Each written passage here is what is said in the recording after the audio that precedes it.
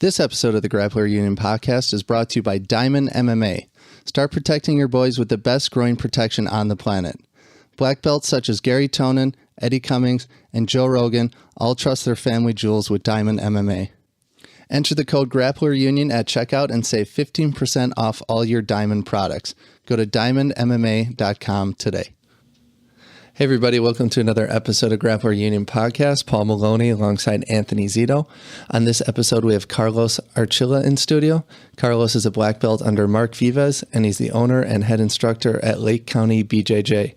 Also in studio, Carlos's wife, Patty Archila, who's a purple belt under Carlos. Enjoy. 8 to 6 minutes. What happens in that 6 minutes? You told me using any technique that works, never to limit myself to one style. Keep an open mind. We're not here just to take part, we're here to take over. In order to become more peaceful, in order for you to become better and strategize your life. Now we're live. Oh, we're live now? Yes, now. Okay. So, Carlos just quit his job also? No, Or I was quit my this a job while a couple ago? years ago. No, a couple years ago. Yeah. When was it? 2 years ago?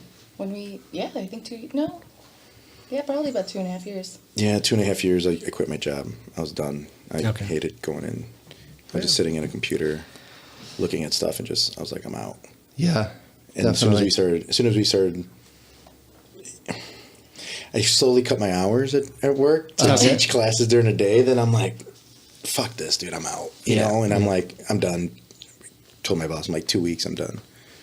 She's like, oh, your gym's doing that well? I'm like, yeah, sure. I'm like, yeah, sure. Yeah, that's it's doing great. It will be. Yeah, it will be. Because now I'll be there just, all day long. Right. But it's awesome, isn't it? It's like It's a great great. feeling. I mean, right now. How is it, Paul? How is it? It's amazing.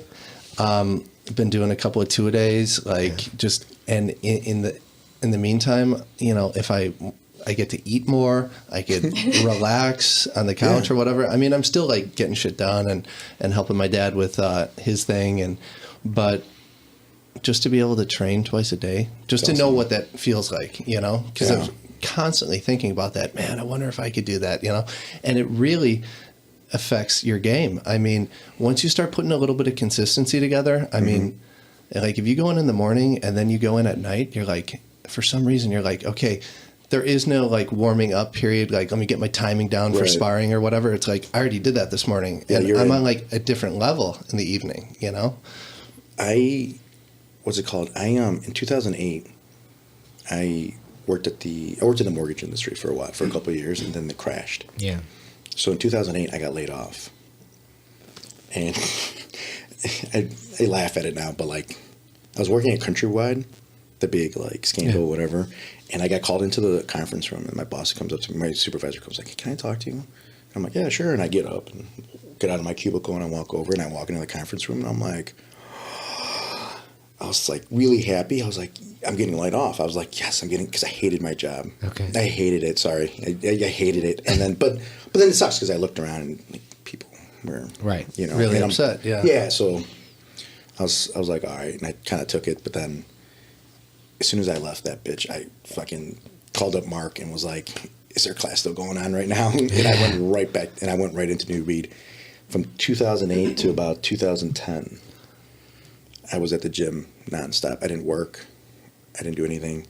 I taught, and I was a blue belt, and that's all I did was train. And I did twice a day, 3 times a day.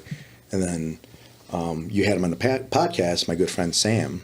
Yeah. Spiegelman. Yeah. Same thing happened to him. So me and him, we became blue belts, and we would just train like all day, every day. Wow. Anything we saw, we're just like, let's just try this. Cool. Let's try this. Cool. And we would just... I think that's what it became like. Me and him were just blue belts, and we were just like messing around with things. Yeah. And then at night, you're ready to go. You're in it, like you said. You go in. You don't need to warm up. You're just rolling. It's great. Yeah.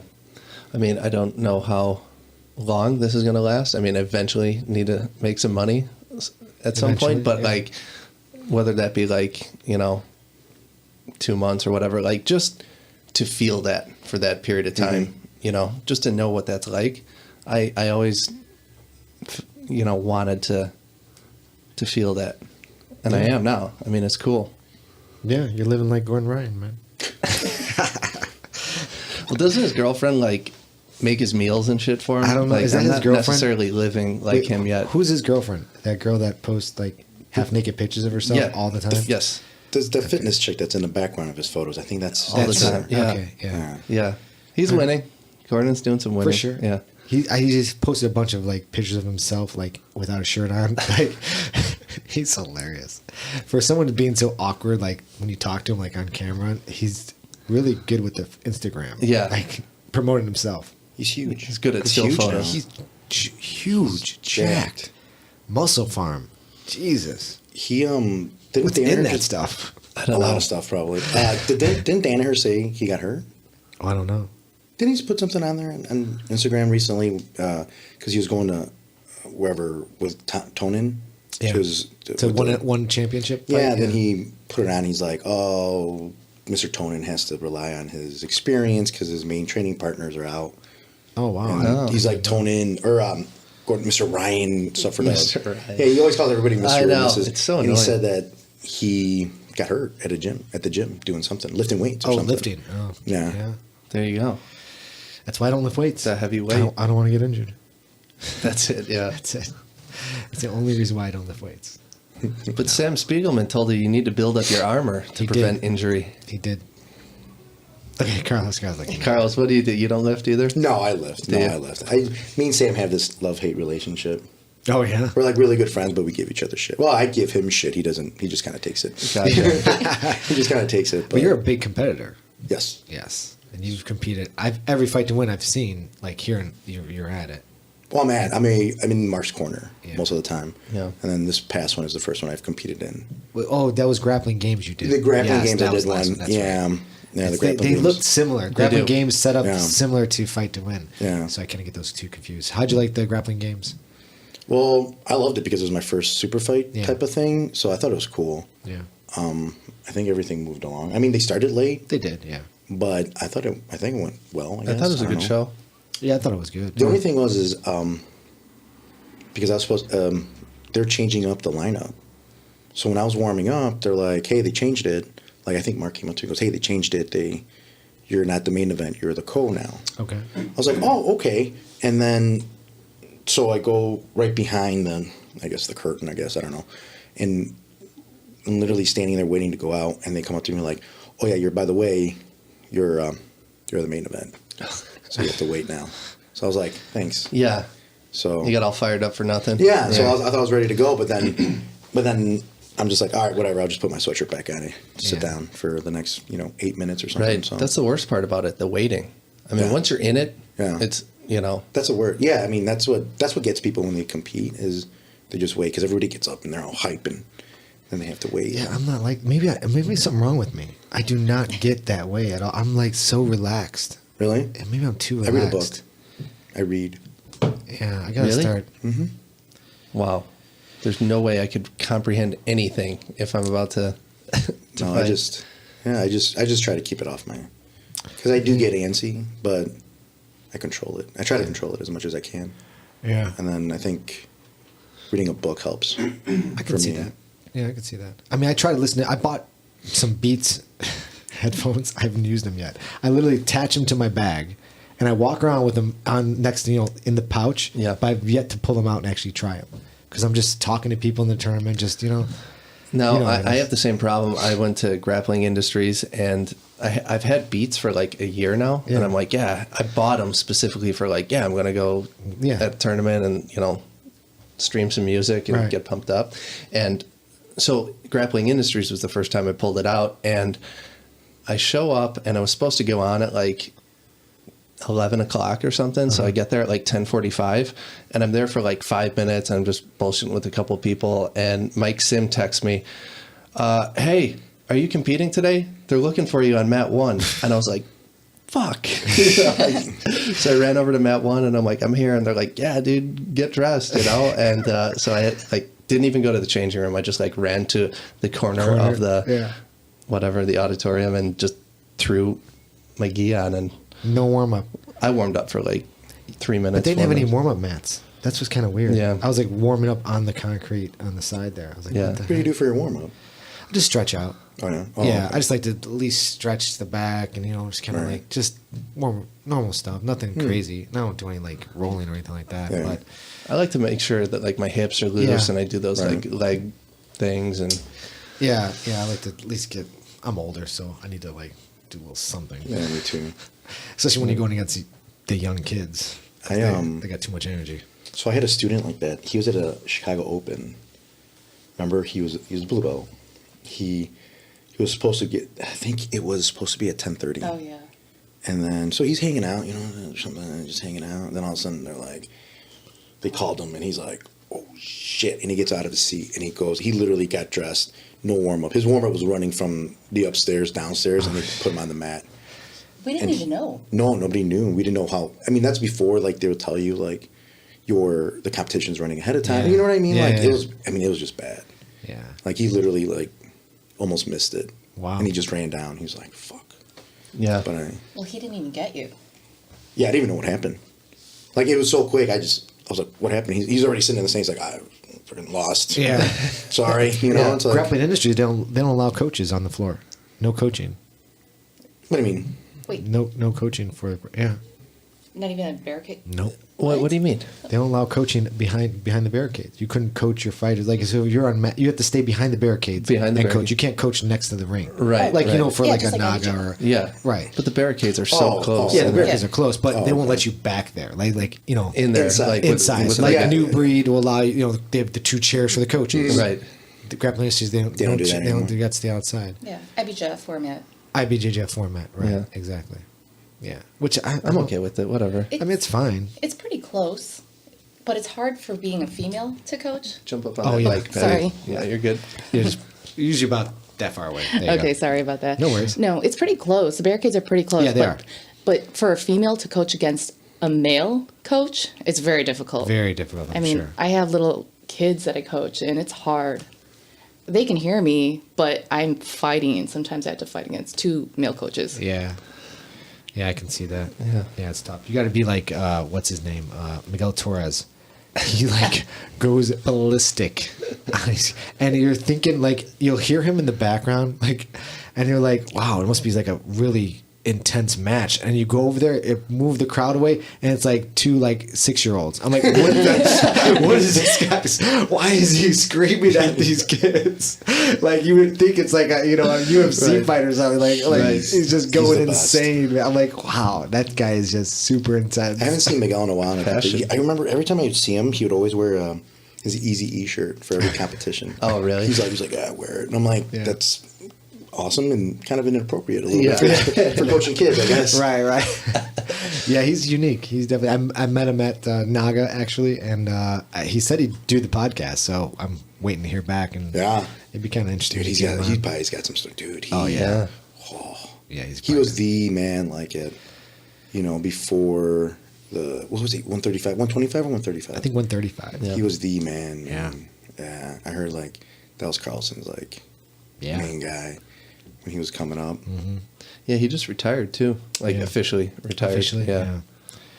Yeah. How many fights did he have? A lot. A lot, right? Yeah. He's not. I mean, he had a ton before he even got to the WEC. Yeah, I don't know how many, because he's not that old either, right? He's got to be. He's got to be around your age, right, Paul? Shit, I don't know. Pull it up. Yeah, I think he is.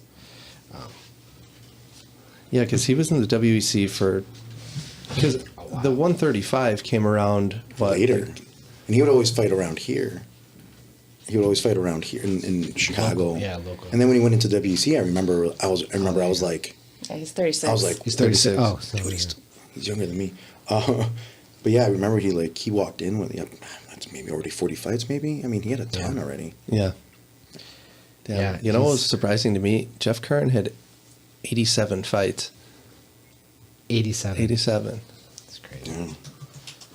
That's like every weekend for 2 years. It's crazy. Could you imagine? Look up how many Shoney Carter has. He's got 100 and something, right? Dude, he's got a lot. He's like fights every weekend or something. Yeah. He's a little punchy too. Yeah, a little bit. Yeah. You ever see him at the tournaments at Naga? Saw him. Yeah. He used to walk around with his belts.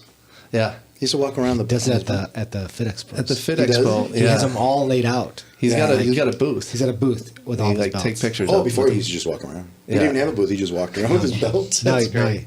he walks around with. Now he has a whole booth dedicated to himself. It's pretty impressive. 45. Showing Connor.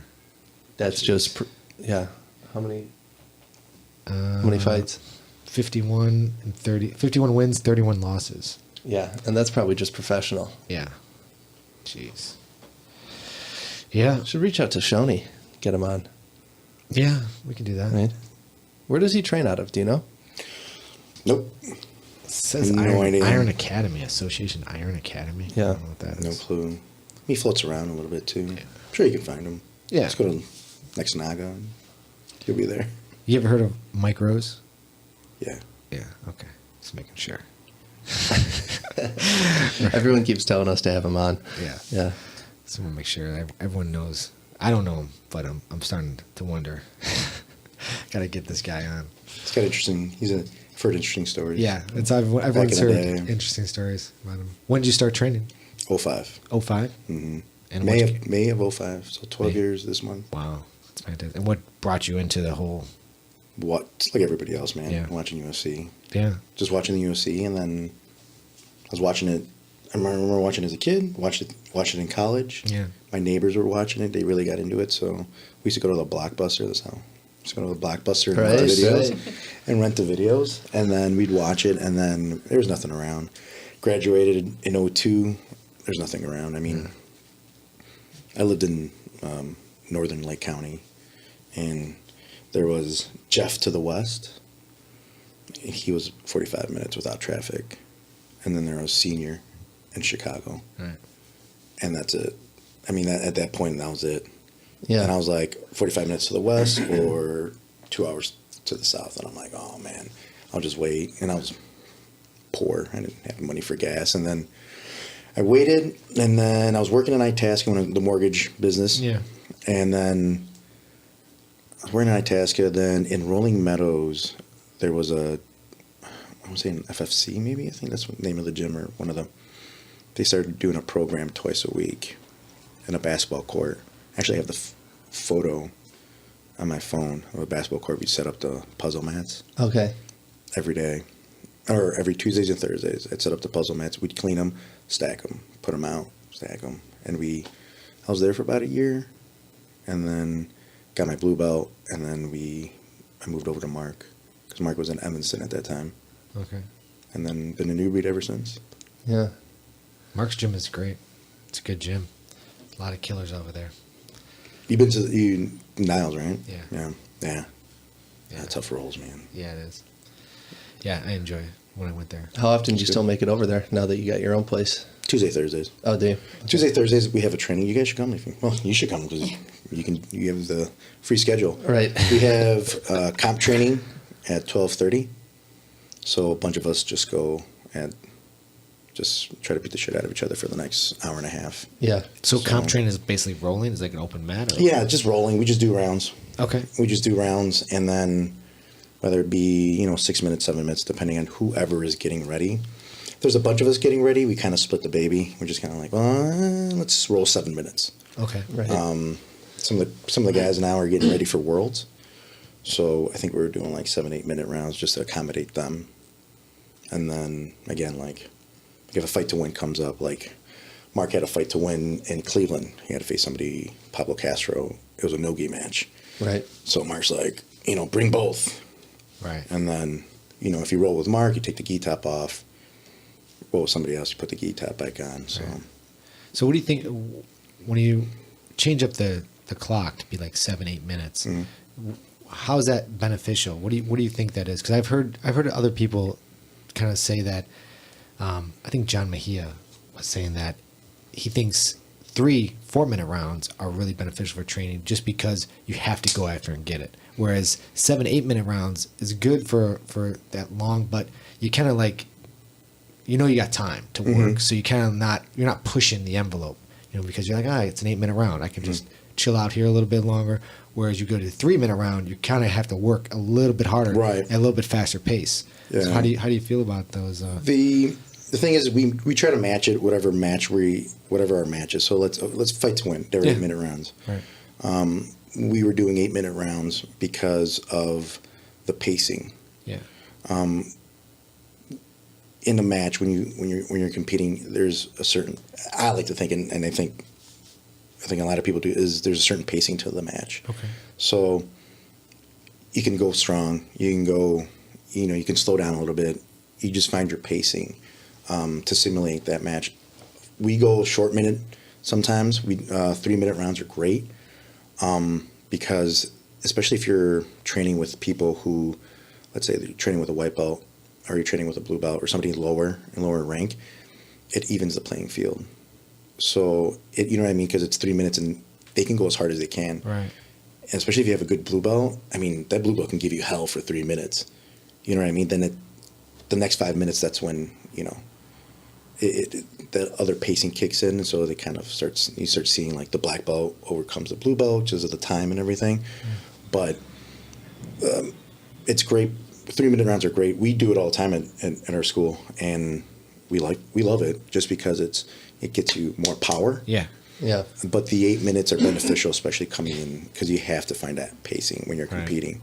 You have to find that because it's different. You don't want to go all of a sudden, you just do 3-minute rounds, and all of a sudden you go into an 8-minute match, and then you're like, I'm going 3 minutes. All of a sudden you're dead, and you still have 5 minutes to go. Right.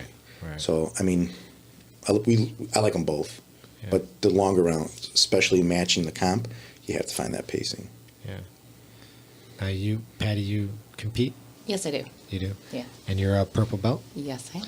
So how is it for you competing? Like, do you do the IBJJF? Do you do the Nagas? What do you kind of... I usually just do the IBJJF. Okay. I work full time, Okay. so it's kind of hard because I have to study the rule sets per tournament.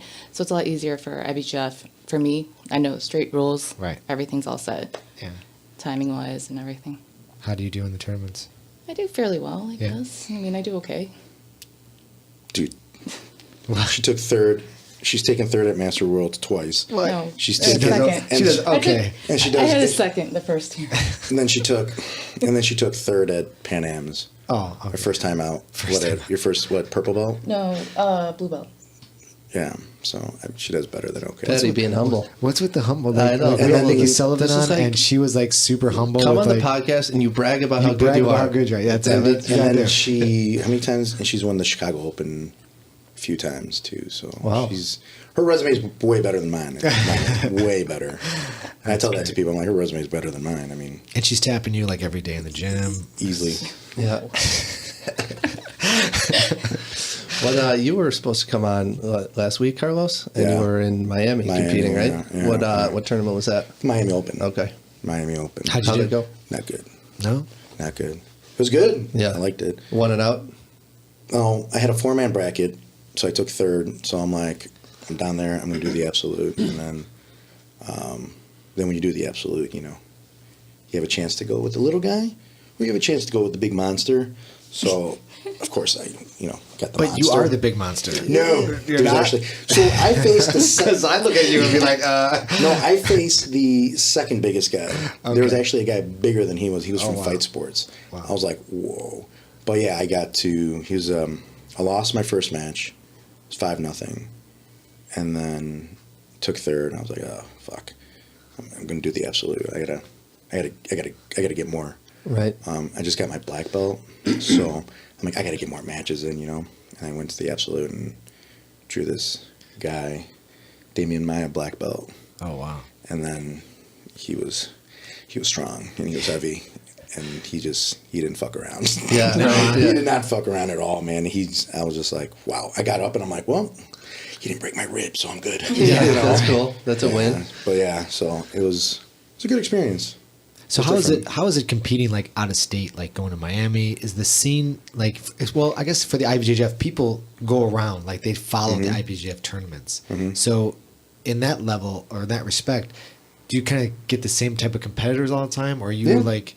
the guys in my division in Miami were in my division last year in New York. Oh, okay. So I was like, God damn it, you know? Yeah, yeah. But usually we get to you start seeing the same people over and over again. Now, do you see that being a benefit or kind of like, it's the same people over again? I want new. Depends on how you do. feel. It depends how you do. How Yeah. you do. Sometimes if you lose, you like to get that win back. But if you win, I mean, I don't know. If you win, I'd like to prove that first time wasn't a fluke. Right, exactly. You know what I mean? And do it again.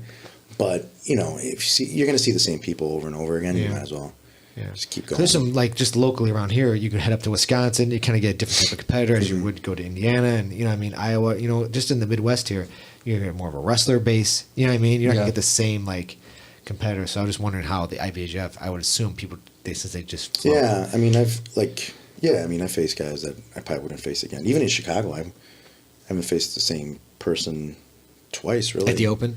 Yeah. Okay. I haven't faced the same person twice. Now you just got your black belt? November. Not November. So you're doing Mark's thing where it's like compete as much as possible, break it in, as he calls it. Yeah. Mark drills it in our head to do that. Well, drilled it in my head at least. So what's coming up then for you? Austin, for sure, at the end of July. End of July? End of July, then I'll take a break between... No Masters Worlds? Oh, yeah, man. Oh, yeah, well, it'll be... July will be Austin, right. Chicago Open, and then Masters. So I got 3 in probably like a month. So... And you stay fairly injury-free? Yes, Knock on wood. That's good. Yeah. That's a good thing to be. Yeah. Yeah. Well, Zito's got a crunchy elbow right now. yeah, I do. A little bit. 2 weeks ago at the Grappler Industries, or whenever this podcast airs, will be longer than that. But yeah, I got armbarred. Second match, belly down. Sucks. Yeah, I verbally tap but by the time the ref hears it and then tells him to stop, you know, it was tough. It was a tough one. Well, you then fought another 5 matches after that. I did. So Yes, you're I an did. idiot for that. I should have done that. Yeah. So 2 weeks. Today was my first day back. So Are you doing anything to rehab? just resting. Ice. Voodoo bands. Ice. Yeah. Talk to Well, Sam. Voodoo band. I know. What is it? Voodoo? The A voodoo band? The compression band? Okay. That works wonders. Does it? Oh, I'm we looking have it in for the car. I'm looking up Voodoo band. I can wrap up your elbow after. Yeah? Yeah. Yeah. Okay. Oh, I see this thing. Oh, yeah. You use that around your legs, everything, right? Anything. Oh, yeah, I see that. Fingers. If you Yeah. cut it up, if you have a jammed finger, Yeah. you just do it on the finger. I got my elbow popped. It was a couple years ago. I got my elbow popped. I got, being an idiot, I got caught in that. I call it the Frank Mir armbar. Remember that? That's what I call it too. So yeah, so like I was like this, so I'm just like, I gotta get out of it. So I twisted my arm more to get out of it. But I got it, and my elbow was killing me. But I wrapped it up, and like that was a Saturday.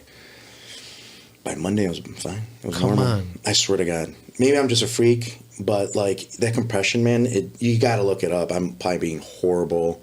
And if any strength guys listen to your podcast Sam right now, they're like, Spiegelman's that guy's an listening to idiot. this screaming. I know. Going, he's an idiot. No, it just compresses it, obviously, and then like encourages, and then when you The blood take it flow? off, and then the blood flow comes Yes. rushing back in, so it encourages like recovery, or Okay. you know, So it's a matter of I'd wrap the area for leave it on for about 2 minutes. 2. Oh, really? That's it? Okay, so 2 Leave it on minutes. for about 2 minutes, and then you move it. Oh, we'll do it. You'll see. It's You'll tight, do it. yeah.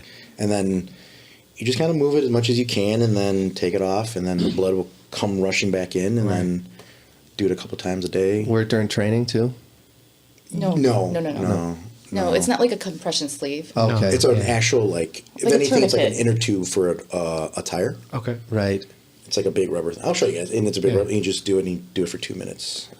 And then, And then just 2 minutes off, and then 10 minutes later, or 10 minutes later, Whenever? or whatever. Yeah.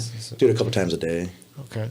You should try it. It's interesting. So Zito, you've been injured for 2 weeks and you've done no research on popped elbows? No, exactly. Nothing. I've just been miserable. Just fucking miserable. You used it on me after a Masters Worlds last year too. I got caught in the armbar. Oh, yeah. It was pretty bad, but Yeah. I was fine.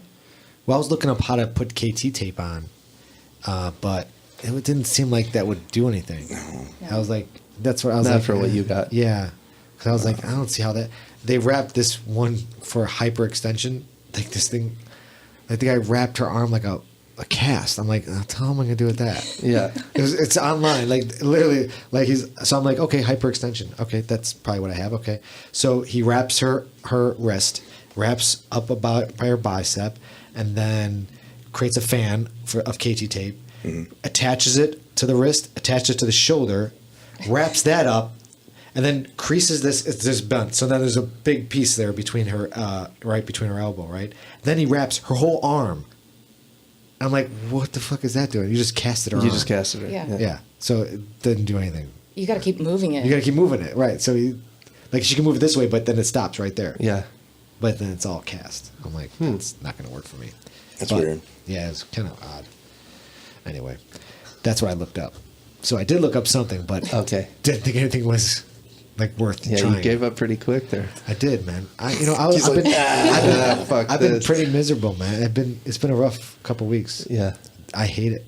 I was like, I didn't know what to do. Like, I worked more, which is all right, I guess. But it's just like when you don't train, man. It's my world. I feel like a piece of my world is like missing. It sucks. What do you do in the meantime? Work. I just work here at the office. That's it. Really? Yeah. So you haven't trained in 2 weeks? Nothing. Nothing. No, well, I shouldn't say. I did the Wagner Mota seminar, and I did the Eric Ramey seminar, which I shouldn't have done either of those days, but I did. I mean, You can do stuff. I probably shouldn't roll, I guess. if I did. If Wagner Mota says, let's roll, I'm not going to tell the Yeah, guy that's no. true. I'm That's not going to true. say, oh, no, Wagner, I'm good. Yeah. Thanks. No, that's true. They're like, yeah. And then Mark Turner's like, come on, you want to roll? I'm like, absolutely, I do. Yeah. So I did. But the second seminar at 10 Planet Lombard, we had Eric come in from HQ. I didn't roll that day. I just my arm was too messed up from the day before. So, but today I did well. I rolled today, did open mat, and I feel better. It's still sore, so I'm definitely want to try wrapping it up. That'd be good. And then ice, obviously. Yeah. All right. Yeah. I mean, definitely I guess, yeah. the first when it first initially happens. When it first initially happens, Right. yeah, you have to ice. Yeah, I did. Yeah, but you don't have to continue the ice, or do you? I don't know. SCM. Yeah, I Yeah, can. right? Why don't you just I go don't know there why. already? Every time I have it in my notes. Message Sam. You had Sam Message here. I know. I see him every And we time. have an open invite. He's like, hey, anytime you want to come by, come by. Yeah, there's open mat tomorrow. Oh no, not tomorrow. Monday. Monday.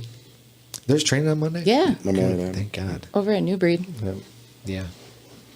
So Lake County BJJ is the name of your school? Mm-hmm. Nice. When did that open up? 2014. See, right on the Established shirt. 2014. Right There on you the go. shirt. Okay. Look at that. 2014. Which thank you for the shirts. You're welcome. You're brought some welcome. t-shirts. That's right. You're welcome. Got some more gear. Yes. We opened in 2014, and then we've been open. We're on our second location. We just Second moved. location? Yeah. Well, we moved. We had to. A little bit bigger. Bigger. A Okay. little bit bigger, and How much match space do you have now? about around the same. What 1100? Yeah, 11. Like 1100. It's good. So it's pretty good. We moved from like Was it 900? we had 900 square feet, but it was a perfect square, so it didn't look that big. And everybody's like, "Wow, you doubled your mat space." No, we just added like 200. Right. But because it became It's a little bit more rectangle. narrow. Is it more of a rectangle now? Yeah. So it looks bigger, but we just moved from like a commerce center to more of a storefront now. Yeah. So it's a lot more visibility. That's important. Yeah, absolutely. You know, it is. You know, one of the things that a lot of places I think don't realize here in the Midwest is that visibility is important. It's hard to be like off the beaten path because it's just such a niche sport. We and came people like to see it. on the way Right? here. We came from back there through Oh, a did you? cemetery. I was like, "Where are we going?" But I think we Then we went had to through take a the back left at way. that salt pile. Oh, And I right, was like, Make it left of the salt pile. Yeah. This is, so you came from Cermak Road. was that it? Roosevelt? Well, you came from Roosevelt. so you Roosevelt. came down Roosevelt to Des Plaines and then Yeah. came into Yeah. this through the back way. Yeah, through the back cemetery? way. I wonder why I had you go. Did you Google? I used Yeah, Google Maps. Google. You Google Map? I wonder why I had you come he through used that Google way. Maps. Yeah. Huh? Because you could have came down Roosevelt Road and then turned down Circle and would have been right here. Yeah. But no, we. That's okay. You chose it, and he chose it. It's all right. You found the place. Just through a cemetery. And then you It's all found right. then you found John in the back. right? Yeah, then I found John and I just hung out there for a while. John Tuto. How do you guys know each other? Open mats, the brown and black open mats. Oh, he goes to them as well. Mm-hmm. Of course. They actually hosted them a couple times. They go all around. The open mats all around Chicago. Yeah. How many guys normally show up to that thing? Oh gosh. The last one I went to, I think it was at Jeff's Seraphins. God, there must have been like 30 of us there. Wow. I mean, there was a ton. And if you've been to Jeff's gym, Yeah. and it gets super hot in there. Yeah. So there's 30 of us on like a random Sunday, just sweating it out, just But yeah, a lot of browns, black belts, occasional purple belts, depending on, depending on the home school. They want to invite like a couple purple belts too, but we try to do just the brown and black. Right. Like a close group. It's good. I mean, it's a good community to have, especially when you're a gym owner. Mm-hmm. And you need to get that high level. Yeah, experience. that extra training. Sharing techniques and all that. Yeah, that's we sit there and we just talk about techniques and what'd you do here, what'd you do there. Right. It's really like we beat each other up, then we ask each other, hey, how'd you do that? Hey, Right. And then everybody's so cool. Everybody's like, yeah, man, this is what we do. This is what we do. And knowing that you guys could compete like at a fight to win together, right? Yeah. I mean, you could go against Seraphin, right? Or Yeah. whomever, right? Yeah, it doesn't matter. I mean, Yeah. we're gonna face each other anyway eventually. Eventually, right? So I mean, what does Marcelo say? It's like you worry about what you do, not worry about the other guy does. If you start worrying about the other guy, you're already lost. Yeah. That's always a good philosophy. Just worry about what you do in competition. Don't worry about that person. Right. Do what you can, and then go from there. Yeah. Do you care who you compete against? Do you have like anyone in your mind, or is it No. not there? I think it's maybe that's an MMA thing. What do you think, Paul? It's like you talk about a fighter. Oh, It's a prize fighter thing. That's what it is, Yeah. right? In jiu-jitsu, it's like I don't care. It's like whoever. Find me a fight. Yeah. You know what I mean?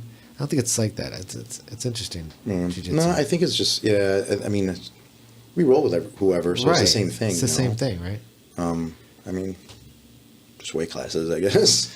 But Yeah, but it's like there's overall, no it doesn't like really matter. I mean, like, well, I guess if you're looking at like who wouldn't want to go against like Kyotera, like Jeff got to go against Kyotera. It's like fuck, the legend, But I wish I could go against Kyotera. Even though, not me personally, but you know what I mean. Like something like that. That would be kind of cool, Yeah. Like Barry Yoshida, Probably made some decent cash doing it too. Yeah, legends like that would be amazing. Like, I think, when after my the Miami debacle, I mean, I looked at this guy and he's like, he's got 3 stripes on his black belt, so that means he's been a black belt longer than I've been training.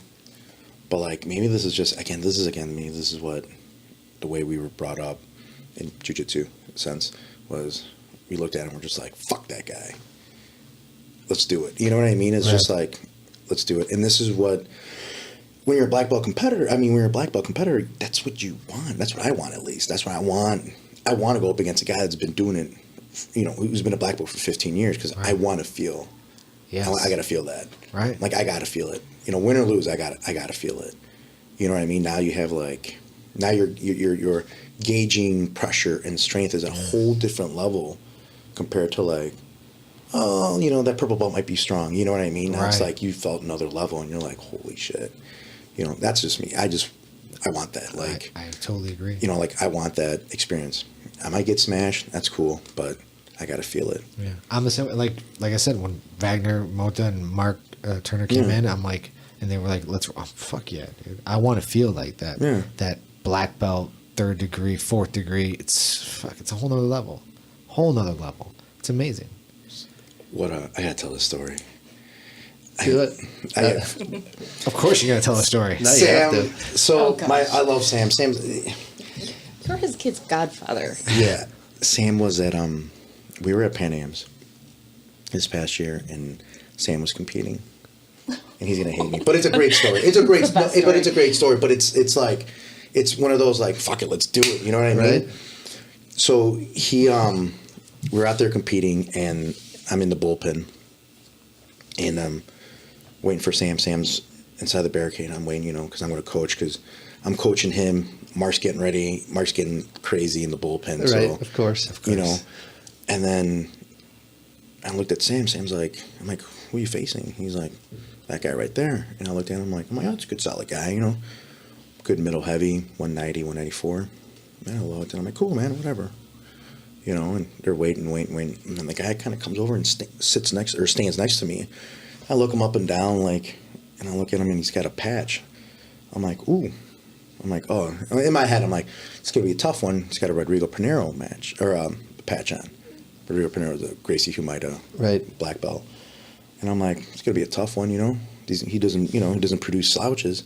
Sam goes out there, comes back, you know, doesn't do so hot. And he's talking to him after the match, you know, and they shake hands, you know, whatever. And he comes out, and he goes, you know who that was? I'm like, who? He goes, it's fucking Rodrigo Pinheiro. I was like, oh shit, no, that dude, like what? was him. Yeah, I'm thinking, I'm like, oh, this is gonna be a tough match. This guy's a Rodrigo Pinheiro black belt, right. not knowing that was him. It was actually him. Yeah. Jesus. Wow. Yeah, he was. And Sam was just like, wow. He was just awesome. like, that's another level. And the best part is, I think Mineko, Andre, he was out there, and then he goes up to Sam like later, and he goes, oh, how'd you do? He goes, I had to face Rodrigo Pinheiro, and Andre's like, oh man, that's tough. I walked away from him. I'm like, oh. So, I mean, it's just when you get to certain levels, you don't know who you're facing, and then you just got to say, fuck it, let's do it. You know. But that's the fun of it. Like, you know, when I go to open mats and I look at someone and they're like, let's roll, and you're just like, I don't know what I'm getting. Like, I know that they have blue or purple or brown or black, but you don't know. I mean, because all belts, even though you have that belt, I know some blue belts that are just like, I can't touch them. You know, it's crazy. Yeah, dude. I just went to American Top Team after the Miami Open. And there's like 10 black belts on the mat. Ricardo Laborio was teaching a class, so we went. Me and Nick Spacek, we went down there. We took a class, and then he had like a bunch of black belts, and there's like, oh, roll with this guy. There's another black belt, and I'm like, oh, all right, well. And then we go, and then he like grabs me, and I grab him, and we start kind of moving, and we just start flowing, and I'm like, oh, thank God. And he was kind of like, oh, okay. Right. And I just started flowing because we're just like very cautious. We just like kind of I grabbed, and then all of a sudden we're like, oh, okay, thank God, dude. Yes. Thank God you're not. You don't want to go beast mode on me. Right. Yeah. And then, you know, that round faces, and then some blue belt comes up. He's like, hey, you want to roll? And I'm like, yeah, dude, let's roll. You know, he comes in, all of a sudden he's like, 400 miles an hour. Yeah. I'm like, oh no, this is a different pace right now. Right. I know. Yeah. That's why I try to. So you being smaller, what do you when you're rolling? How do you approach like a guy who you don't know? I'm pretty flowy. I'm pretty subdued. I like to say, I don't really go crazy because I think a lot. I'm very methodical in my role, so I really concentrate on the technique, and I want to just work my. So I try to just not let people pass my guard. I try to retain guard and stop you from trying to get around me. So I work that a lot, and I think I'm getting better and better and better at it. And I just try to work that game. And I feel like for me, I'm 41, so I'm not in it to just go 100%, like kill it all. I'm just in it to see if I can stop you from doing what you want to do, submit me and pass my guard. And that's the game I play. If a submission was to come about, and then I'll grab it, but I don't actively try to go for the submission all the time. I go for control. If I can control you and you can't get around me, I feel I won that match. How about you?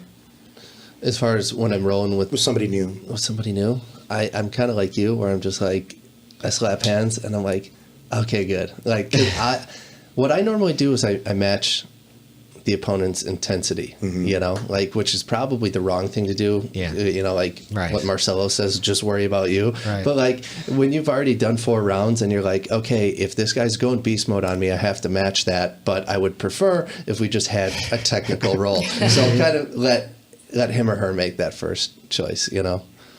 But if they kind of default and put that on me, I'm somewhere in the middle. So you said you kind of like let the guy get into their game? I let them try to play. And their you work game. your way out of it. I work my way out. Yeah, I'll back my way out of a lot of people because I'm smaller, so it's hard for me to impose my will on bigger guys like coming up on them. So Right. I'll let them feel good about coming up on me, and then I work my game either whether it be a sweep or into a leg lock position or whatever.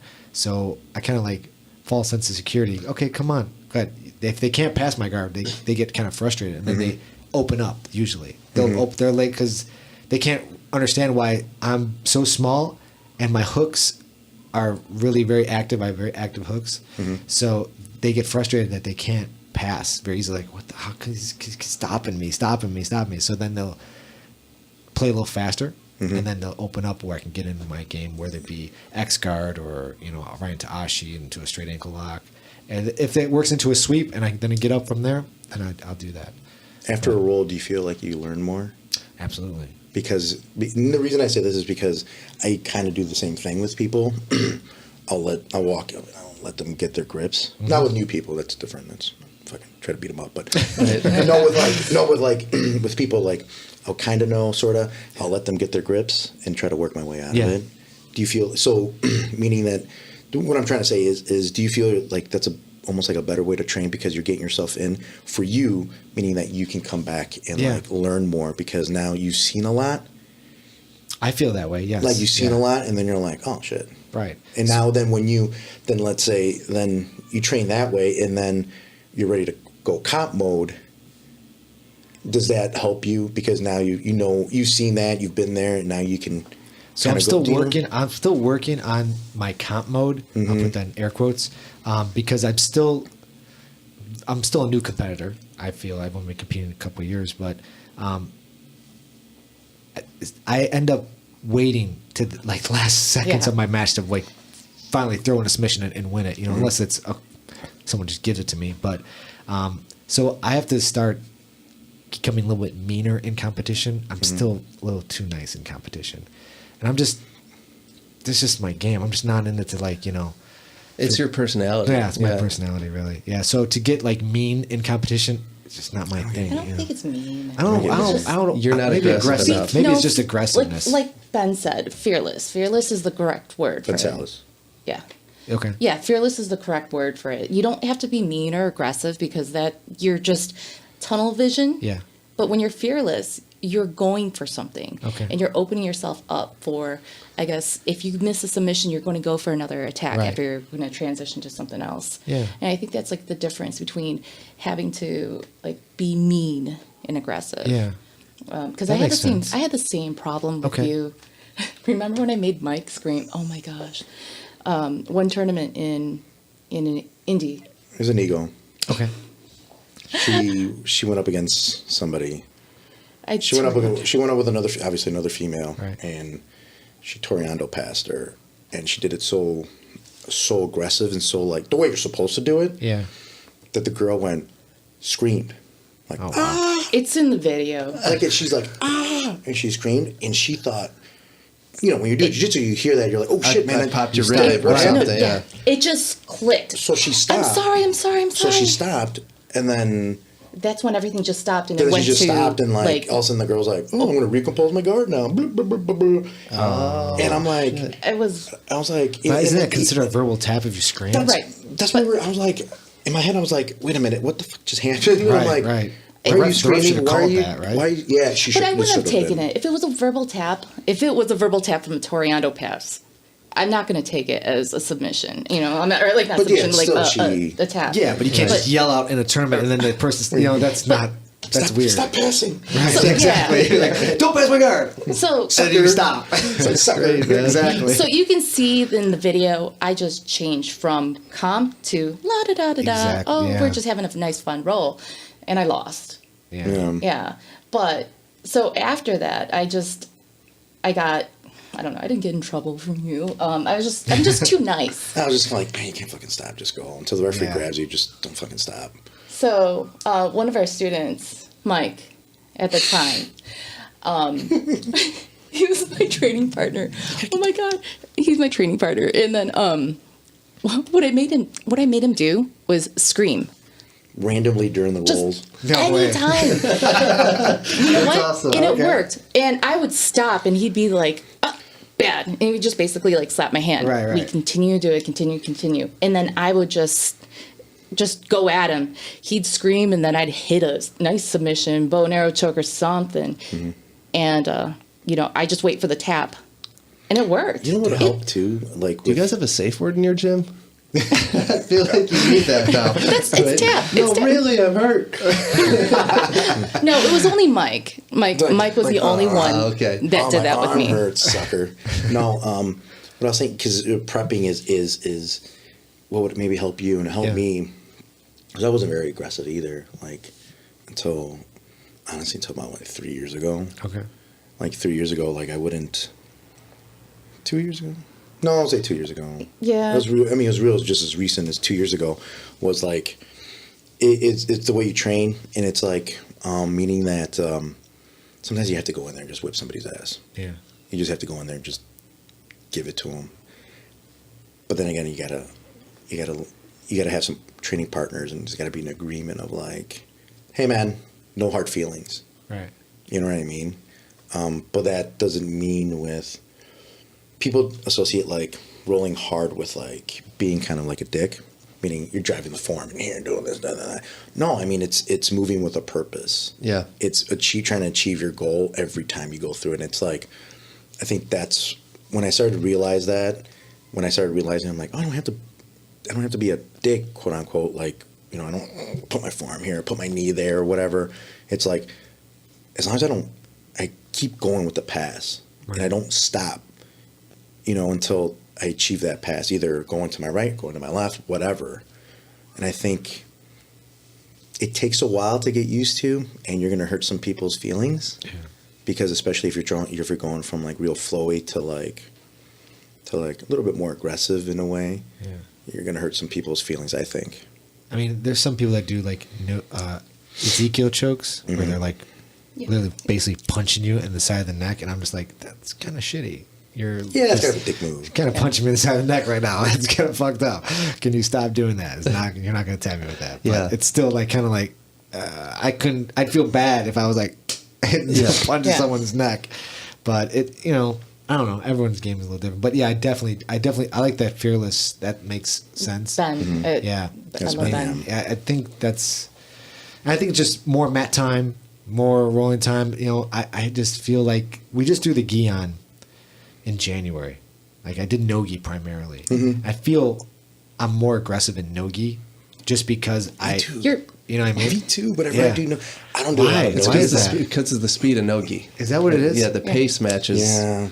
You could think you're more aggressive because you're moving so much. Yeah. No. Is that No, not You're also more comfortable. no, I'm going to try to grab this guy.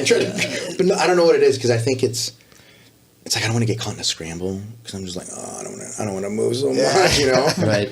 So I'm like, I'm just going to get on top as quick as I can and just grab him and hold him and just don't move, you know? Yeah. But anyway, it's with the gi, it's like I can hold people from the bottom, just like. I think the Don't gi move. just has so many more like tricks. Like there's so many more tricks you can do, and you get caught because you're like, oh shit, I just gave you my. It's so much fun to like using clothing as a weapon. Like it's like, to me, it's like, this is fucking fun. You know, it's super grimy and gangster to me. You know. Yeah. I just choked you with your own fucking top. You know. They I mean, like a worm guard, and it's like they start doing it with one of the guys from the gym. He plays worm, and then he starts playing worm with the belt, and I'm like, what the fuck are you doing with the belt? Yeah. Okay. And then because Andres, I can't pronounce his name, the guy from Atos, he did it in Pan Am's, so he's like, I'm gonna try it. So he sticks when you play worm guard, you use your leg to wrap the gi, in this case the belt, underneath your calf. You loop it around my leg, and then you hold it like this, so it makes a big, like, kind of a worm, I guess. So he started doing it with the belt, and I'm like, I'm grabbing it, and then but the belt kept cutting into his calf, and he's like, done with this. Verbal tap. Yeah, it's a verbal tap. But yeah, there's a lot of tricks with the gi, but if you let it. What I tell a lot of people that wrestlers, and any of my, like, I guess students, is like, if I tell you not to don't grab the gi unless I tell you to grab the gi. I'm like, don't grab it. Again, Marcelo's one of my favorite guys ever. He's probably my favorite guy. If you watch him roll, he never grabs the gi. He's always hooking. Okay. So you watch him, and then and then when he takes the top off, he doesn't lose anything because he's already hooking. Right.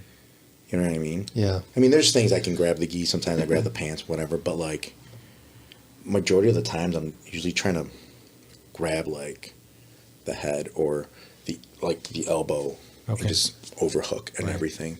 So I always tell guys that go from no gi to gi, don't worry about the gi. Don't grab it. Right. It's don't. Who cares about it? Unless I tell you to grab it, that's when you grab it. Right. Unless I'm telling you, take your right hand, grab his lapel, and then other than that, because what happens is when you're in the bottom of side control, if you see maybe white belts, and they they start loving the gi because all of a sudden they learn a little something here and I can grab this guy here. They're in the bottom of side control and they're holding the gi and they're holding themselves down too, making the guy heavier, and it's that's just a bad habit of you're controlling the gi too much. Right. Yeah. So they're not using their body like they should be. Right. Right. They're relying on that gi pressure. They use the gi to pressure down. Yeah, but I mean, they're putting a whole nother body on top of them and holding it, and it's just making it so heavy. Yeah, you definitely don't want to do that. Yeah, I mean, I at that last tournament, I caught myself in no-gi when I went to frame. I grabbed the guy, I framed and then grabbed the guy's shorts, created a grip. And I'm like, fuck am I doing? I'm like, man, I'm really working a lot of gi because I would never think of doing that, but I just framed and I was like, oh wait, no, I can't grab his shorts. Right. I mean, I let go right away, but it's still interesting how your mind then, because you're doing so much, frame. Okay, I grab the pant, I can move it over, and how you just automatically close those grips. I did the same thing. Did you really? Yeah. How's your no-gi game now that you guys have been? I mean, I think according to Omar, he says it's improved just because he says tighter because of the gi training. Mm-hmm. So I mean, I take that as a good thing, Tighter in what respect? I don't know. That's what he said. So I just took it as that. Yeah, and I'll take that compliment. I'll take any compliment anyone gives me, especially coming from an instructor. I don't know. I'd say it got a little bit better. I mean, definitely the gi has guys who train with the gi, I think their balance is better because there's always so much more of a threat of the sweep. Because you can just grab a guy and just throw him like that because but you're constantly slipping out of grips in the gi, so the sweep threat isn't as it doesn't happen as often. So you're constantly boom boom shifting your hips, trying to center your balance. Right. I think. Yeah. No. Why do you think it's beneficial to just train gi and then just take off the gi, or? No, I would say you got to. I mean, I guess I really I don't know. See, when I took the gi off, I was lazy with a lot of things. Okay. And then when I was doing no-gi, I'd get caught in a lot of guillotines.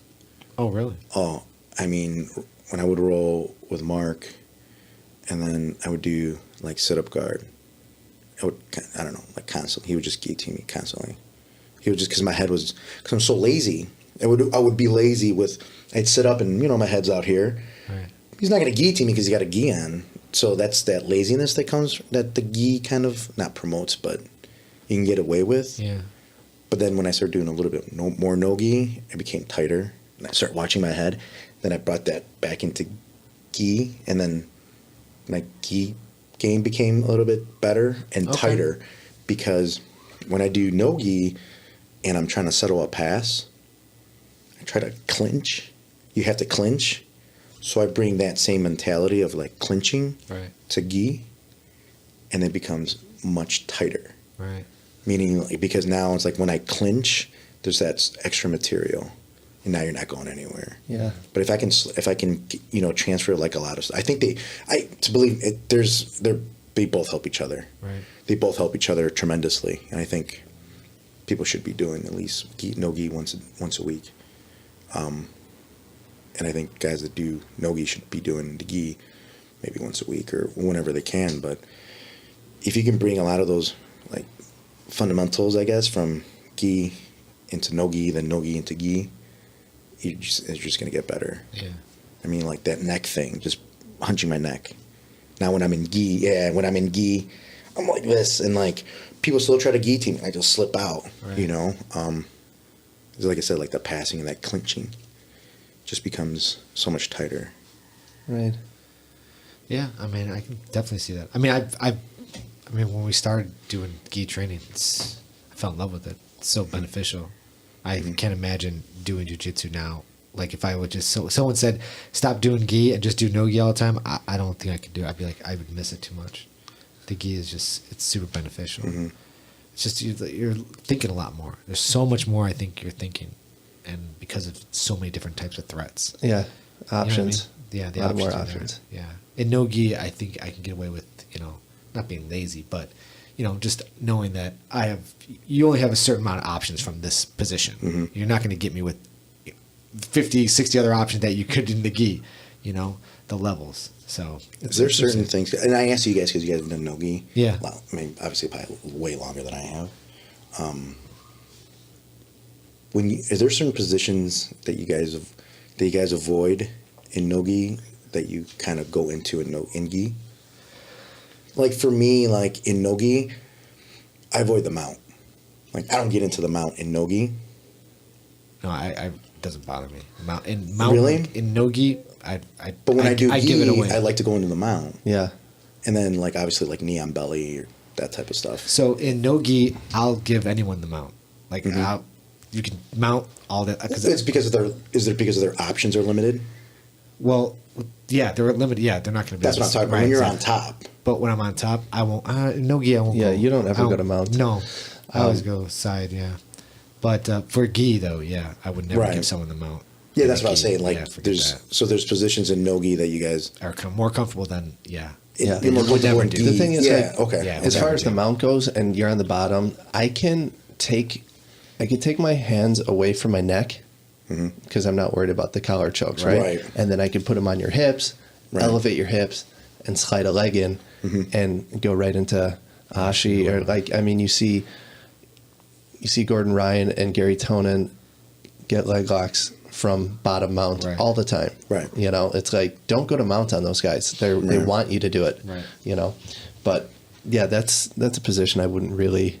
I learned that the hard way because when I first started through the gi on, I'd be like, oh, I just give mount, and then I'm like, I'm stuck.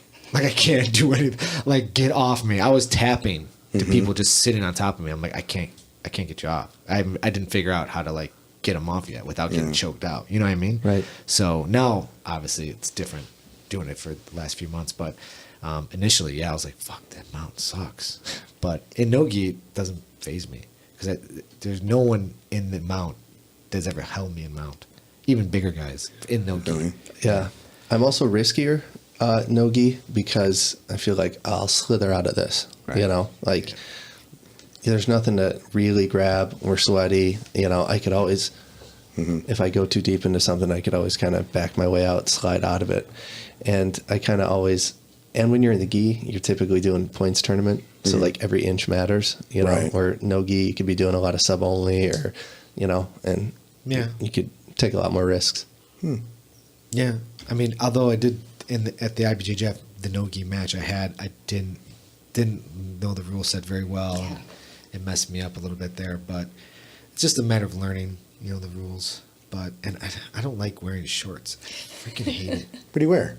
I like just wearing spats. Oh, okay. I don't like They having wear- to wear short. That's just so much fabric. It's like if I were doing no-gi, just let us wear whatever we want to wear. If we want to just wear spats, why do we have to wear spats and then shorts on top of them or just shorts? I don't know. Wear the Valley Tudo shorts.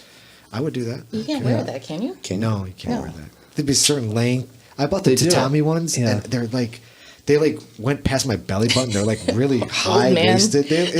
Really high waisted, and they come all the way down to my knees. I'm like, what the? I look like a midget in these Yeah, things. I know. It's I had to bizarre. go on the website IBJJF and find out what exactly cut I need, and they're like, it needs to be within 15 centimeters of the knee, and I was like, why? Weird.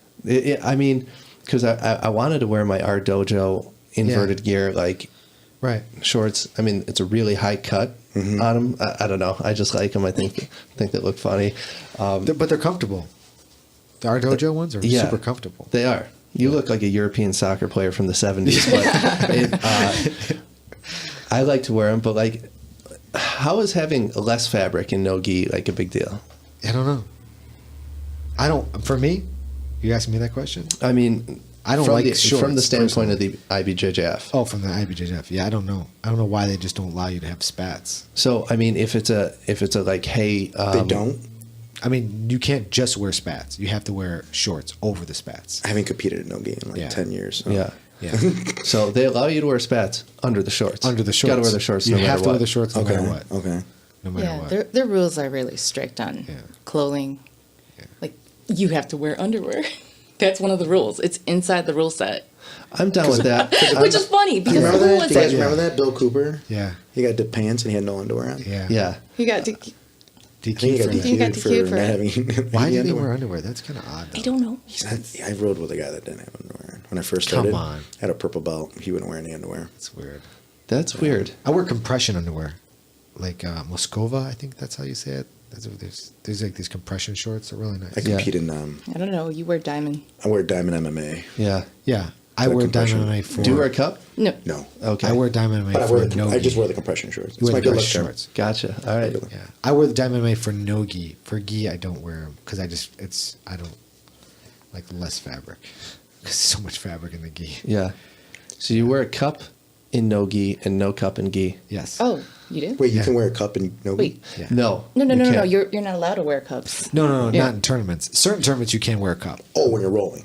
but when I'm rolling, yeah, in class I wear a cup. Oh, Yeah. okay. In no gi, I do. Yeah. Okay. Okay. But in the gi, I don't. Are you hitting arm bars all the time then?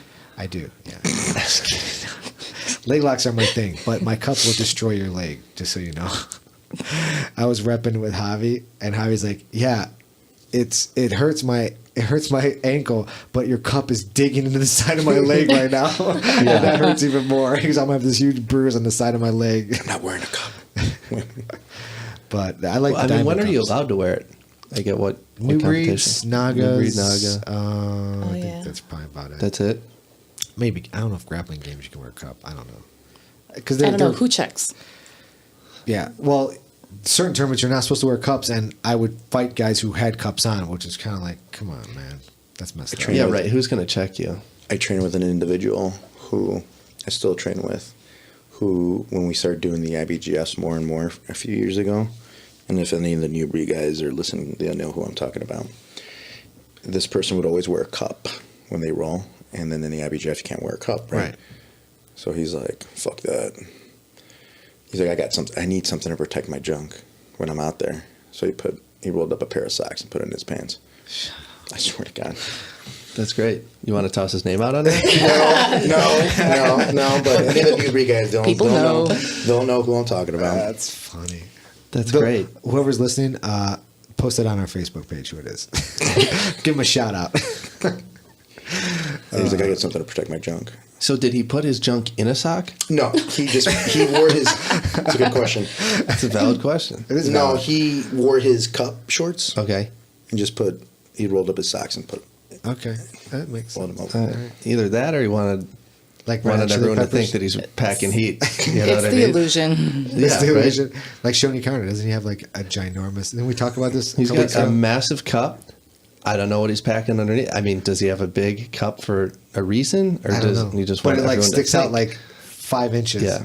from his body. It's like what is that? Is insane looking.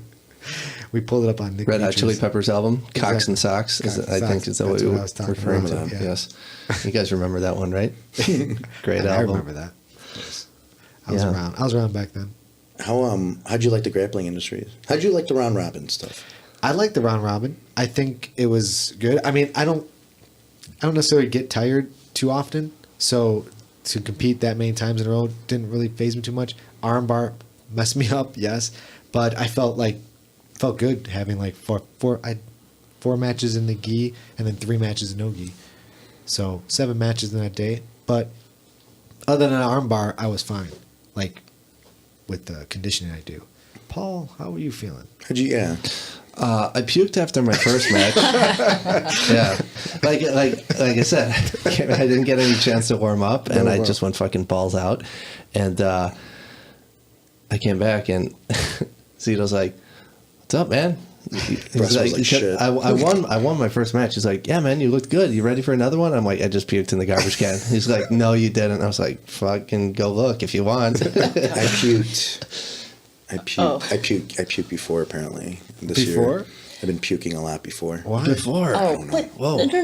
it's it's late at night. So the grappling game super fight, I puked before because we went to the tournament and I was coaching all day, and then I'm like, oh yeah, I got a match tonight. So we went to eat food, and I had breakfast, and it was at noon, 1? I think something like that, because we just had the kids that day. And apparently, I'm never going to drink orange juice the day that I'm competing, because I was warming up, and my stomach started turning, and I'm like, I'm just getting nervous, man. Yeah. It's all right. And all of a sudden I'm like, nope, man. Really? I do you remember the grappling games, where the tournament was? Yeah. You know that everybody is on one side, and then everybody else is on the where the tournament was. Center, all the I was puking in that garbage can that was in the middle. I'm surprised nobody heard me. Wow. Saw me. I was just like, just getting everything out of my stomach. And then before the fight to win, I puked again. Well, you ate the same thing, and I forgot. What did you eat? What are you eating? You had the omelet. Like an asshole. You had an omelet. A greasy pork sandwich. You know what? Like an asshole, I ate like, what did I? Yeah, I had breakfast again. I love breakfast, but that's okay. So I had to puke again. I puked. What do you eat? Huevos rancheros? What? Close. Pretty much. Yeah, I puked again. But I think it's because these were the first times that you were doing night. I usually roll them during the day, so. Yeah. Oh, or at really? least, Yeah. in the afternoon. You compete, so. Well, that grappling games, that was a long day. If you were there from the morning till freaking like 8, We didn't go 9 until o'clock. like 10 or something. 10, yeah, it was late. Because they ran late. That was a long Yeah. day. Because I got there, I didn't compete in that one, but I got there at like noon. We got there earlier. Yeah, we got there at Yeah. like, what, Oh, yeah, it was packed. 9? Dude, I was there 12 hours. Yeah. Yeah, it was packed. We had the kids. Yeah. We only had kids that day. It was, Yeah. Yeah, but I puked. I was puking. And then for the Chicago Open, I think I puked too. no, did you? Yeah, I go outside and warm up. So if I puke, I go outside Yeah, and puke. that's awesome. Away from everybody. Well, it worked at Fight to Win. Maybe that'll be your No, thing. he didn't. You didn't puke at Fight to Win. Yeah, I did. Or I did. Again? Yeah, I did. I did. Basically doesn't. I was upstairs. And But you were still kind of... yeah, I was still kind of, but not a lot came out. So. Do you like just pop some gum after that or what? What do Yeah, you yeah, yeah. No, I mean, dude. I have some Let your decency. opponent smell that foul breath. like my biggest thing is like even before I train, I feel like I shower. I put like put my cologne on. That's just my routine, and it's like I walk in and people are like, man, you smell good. I'm like, I don't know why I do that because I'm gonna sit here and sweat right now. Well, McGregor didn't shower for 3 days before the Chad Mendez fight. Shut up. Yeah, cutting weight the whole time. That's No disgusting. way. Just fucking stank balls right in your face. Just Is that true? yeah, that's Really? true. Yeah, That's fascinating. and then you can. Like, and I wouldn't want to be around myself at that I've point. read about that. Like I don't know what source it was after the fight came out, and I had it on DVR, and I like went back and watched it, and he like puts his arm around Rogan after, and you could tell that Rogan was like. And, like he made like a face for like 1 second, but like obviously kept his composure. So and disgusting. isn't that gross? I like it though. I mean, No, I can't. No. I make guys wash their feet before they enter in. That's good. Yeah, the defense soap. Defense soap. Yeah, it's good. And both sides, right in the front of the gym and right by the bathroom. That's good. Yeah. Yeah, people know I'm very anal about that. yeah. Yeah, we have that at Lombard. Defense soap right before you get on the Scrub your mats. feet? Yeah, for sure. It makes sense. Yeah. Well, I get the weirdest looks from people who visit. They're like, "What is this?" Oh, really? They don't Yeah. know about it? I thought that's like a normal thing. No. apparently not. There's places that you've been to. I went to a gym in Cali where, and the way that's set up, it's literally the mat and then the bathroom, and then I'm like, hey, I gotta use the bathroom. And they're like, oh yeah, just cut through and it's right there. I'm like, okay, and I'm like, oh, I'm just gonna bring my shoes, bring my shoes and then put them on, take a piss, and come back out. And I'm training, and I see just guys just walking with barefoot, come back on the line. I'm like, oh, come on. I'm like, oh, God damn it.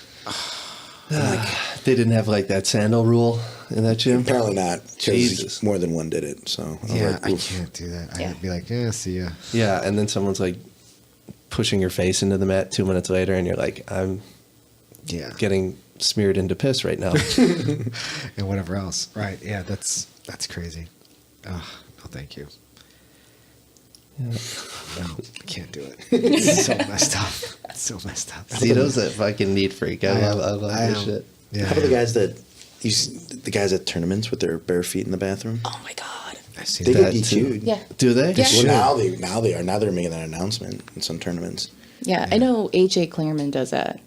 For her ego tournaments, if she sees anybody with bare good. feet, she'll DQ. Yeah. Yeah. We've talked about it. That's why. Oh, okay. It's one of my pet peeves. Yeah. I It's mean, just disgusting, man. It is gross. Yeah. I mean, just for yourself. I mean, They're- why are you walking around in piss? Well, their feet are black. I've had pictures. I've taken pictures of people with their feet black Really? right before they step on the mat. And these aren't just men; they're women too. yeah. Yeah. That's like a thing now. Like people walk around in bare feet.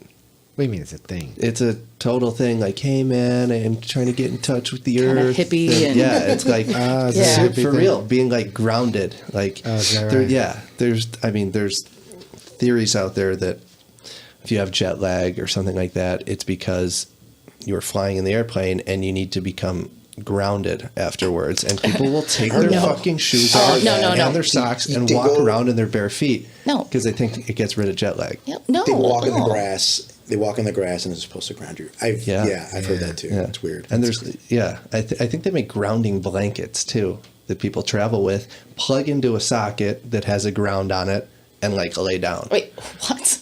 Yeah. Oh, speaking of blankets, recently I saw a blanket, a weighted blanket. I think it's on a Kickstarter. So the blanket weighs like 30 pounds or something like that.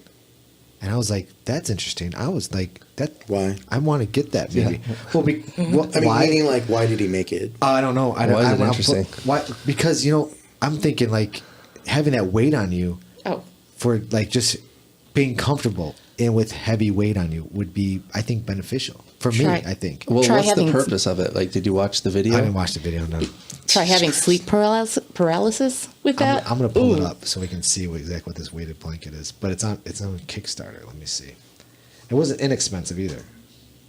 It's supposed to help you cut That's weight. funny. You were thinking about It- buying it. You don't know what it does. Yeah, I have no idea. I just thought in my head, I'm like, that sounds like it's something I'd want Yeah. because I thought it would be beneficial for jujitsu. Buddy of mine trains CrossFit. Like he always wears, Yeah. having heavy weight on you, makes sense to me. he wears a weighted vest, 25 pounds of lead, and he like runs miles in it. There you go. I'm like, what the fuck? Well, you know what? It's kind of like drag. When I get ready for comps, I'm wearing, I don't know, 5 layers on. I wear like a lot of stuff and a sweatshirt, Okay. and then my gi. For me, it weights me down, and then when I take it off and I do comps, I'm a little bit faster. It's like swimmers. There you go. Okay, they have to wear they wear 2 layers or something, and then they don't shave their legs, Right. everything. And then when it comes to a meet, they shave their legs, shave their hair, and they're a little bit faster. It's just because of that drag. There you drag. go. So Yeah. here, Paul, can you read how much did he pledge and how much did he get for this weighted blanket there, Paul? Holy shit! Wait, Think it's what? bullshit? He wanted 21,000 and he got 4 million? 4 million. Thank What? you. Yeah, Gravity, the weighted blanket for sleep, stress, and anxiety. Oh, Holy it's like shit. the It's like- thunder jacket Right. for people. For You know what I'm talking about? With, the with thunder dogs. jacket for dogs, yeah. Yeah. You ever see that, Tito? No, I didn't. Thunder jacket? No. Like dogs freak out about like Okay. So thunder this comforts and them? like vacuum cleaners and Yeah. shit like that. You throw this like and they feel vest on comfortable? them and It's like a they're hug. totally it's a hug. Yeah. Yeah. So there you go, Gravity blanket. Ugh, So It's interesting. no. I don't know. I'm thinking about it, Paul. I don't know what naturally, it's- are you under a lot of stress? I'm not under any stress whatsoever, but see $169 early riser. No. I'm usually kicking him out. Does that improve your sleep? I mean, Supposed to reduce stress. I mean, don't you have to get the wife to agree to it too? She might not want to be weighed down. Yeah, right. What is it, lead? I don't know. Dimensions 48 by 72. It's like an Advil PM for your whole body. I don't know. Well, All right, that's what they say. Usually takes up to 45 minutes to fall asleep, but now with the blanket, pass out in 7 minutes. 'Cause you can't breathe. You can't breathe. You're just getting choked out by the Look at blanket. that one. Takes me to a whole new level of Netflix and chill. Oh, God. These are just quotes from people. These are quotes from people, yeah. Yeah. But let me know how it is. I will. mean, like, that's... Hey, if it helps your sleep, fuck it. Yeah. There you go. He looks very comfortable. Until he waited. That's so weird. Yeah.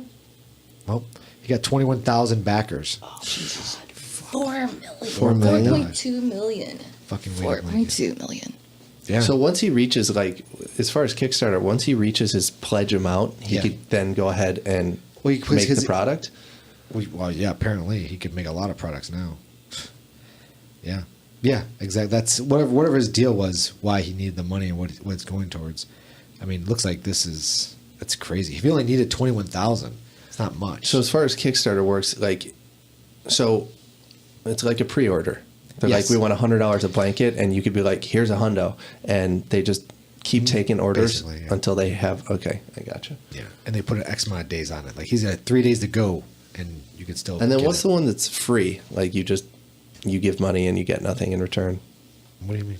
Like a website? GoFundMe. GoFundMe? Oh, Yeah, GoFundMe. GoFundMe, yeah. That's more like a charity thing. That's right. Oh, I don't know. Some people use it for charity. Some people use it to just Fun, whatever. give me money. Yeah. Yeah.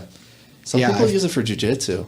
Yeah, a lot I of saw- people. I I think a just saw lot it. of people do I that. need to go to this tournament. GoFundMe. Yeah. GoFundMe. Yeah. Yeah. There's that. Yeah, no. I mean, it's a job. I work. Yeah, I know. Yeah. Carlos and I don't, though. So No, he Yeah. works. I mean, Go he fund works me. for me. No, just kidding. I'm kidding. yeah, he runs the gym, right? Yeah. A lot better than sitting in that cubicle, right? Yeah. I mean, are you living the dream right now? Yeah.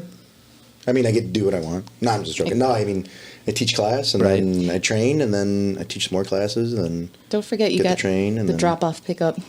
I mean, it's definitely work, but Yeah, for it's sure. something you enjoy doing. yeah. you I mean, I know? work more now, but it's like It's for yourself. It's actually like I feel like accomplished, Right. opposed to like working for somebody where I'm just like, yeah, it sucks. You know what I mean? Yeah. So it's a lot more. I don't know. It's more fulfilling, for sure. Yeah. I mean, Yeah. you're changing lives also. I mean, Oh yeah, Oh, for sure. God. I mean, there's a lot of. I mean, we have a lot of guys that there and gals, And kids. The one kid. kids. Oh, my- I mean, or a dude, couple when you kids. teach kids, I mean, they're like, you think that you're not making a difference, but you are. yeah. You just think you go into it. At least I did. You go into it and be like, I'm gonna teach some kids some jujitsu, whatever, and then all of a sudden you start hearing these stories of like them Getting bullied. getting bullied, but they're standing up for themselves because Coach Carlos and Coach Patty told me to, somebody picks on me, tell them to, get the fuck away from me. Well, not in those words, but you know what I mean. Like they stood up for themselves. You know what I mean? And like just having confidence and like kids walk in and they don't have any friends. All of a sudden they have a bunch of friends now because of jiu-jitsu. Right. Right. Because they made friends at jiu-jitsu and they saw that, hey, I can make friends somewhere. Then they go back to school and they have that same confidence now and they're making friends. Right. You know what I mean? They're walking around with their head held high. Why? Because they've lost a little weight. They know how to defend themselves now. You know what I mean? They're not getting intimidated by people.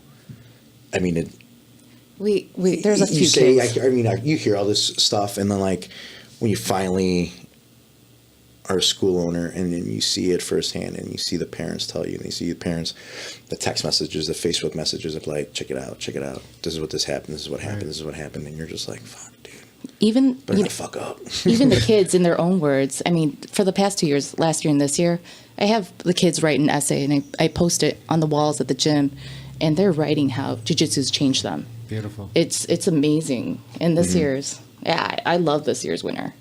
Yeah.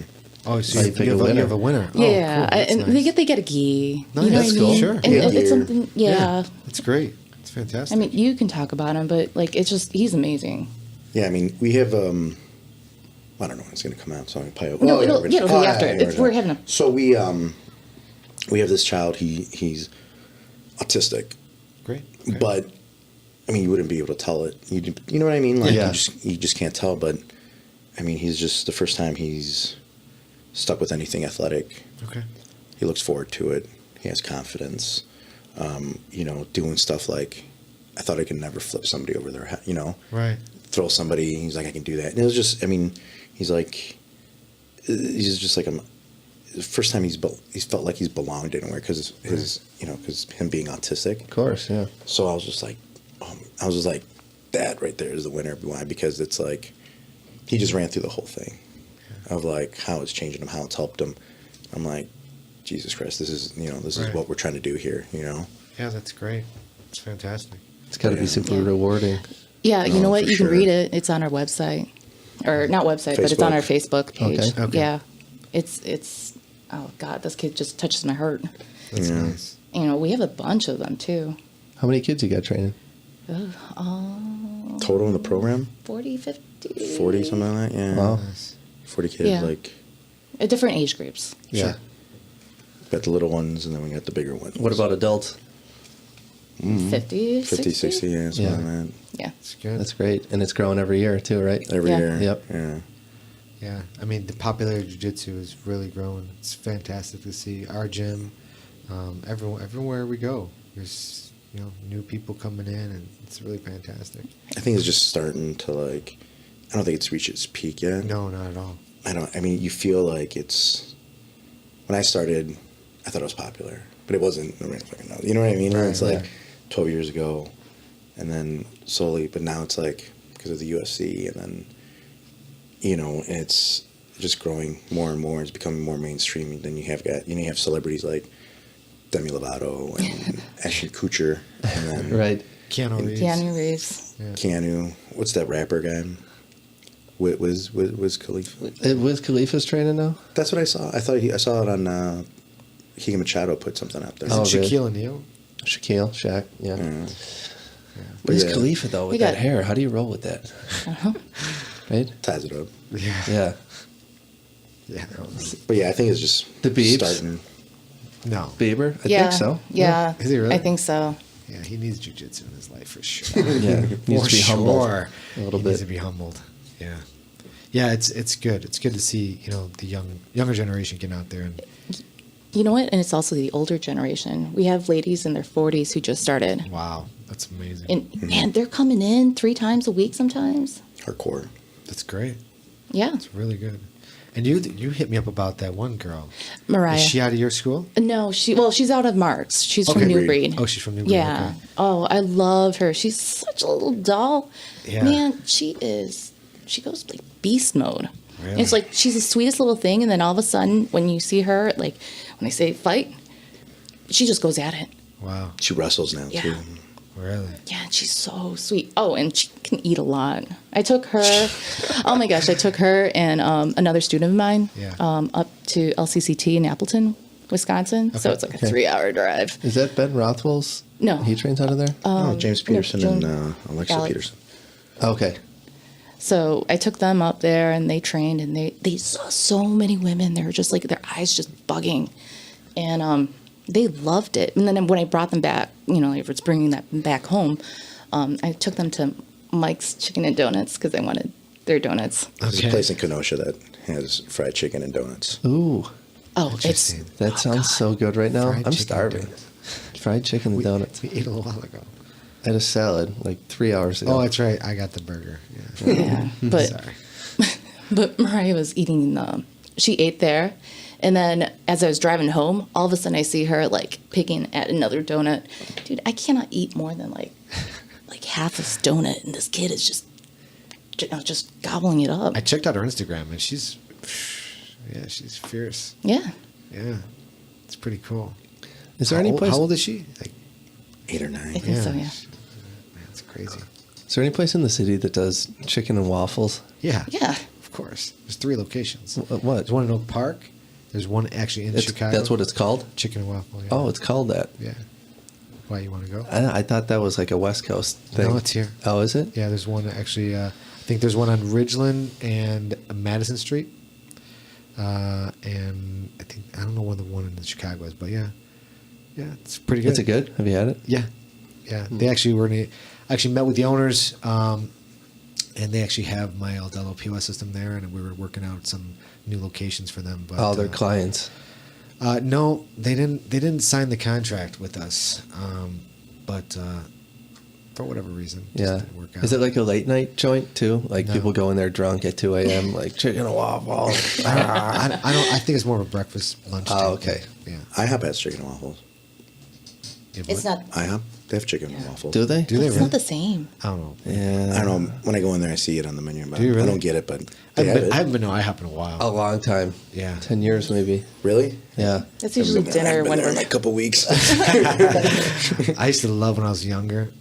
I used to love the chocolate chip pancakes. Man, are they good? You're not eating IHOP before you compete, are you? Is that No, why you're it's, you throwing know out- what? Is that the Actually, when problem? we travel, we do. The night before. It's Do you yeah. really? It's like a tradition. IHOP. Well, IHOP's Well, just it's- everywhere. yeah. it is everywhere. You know what you're going to get.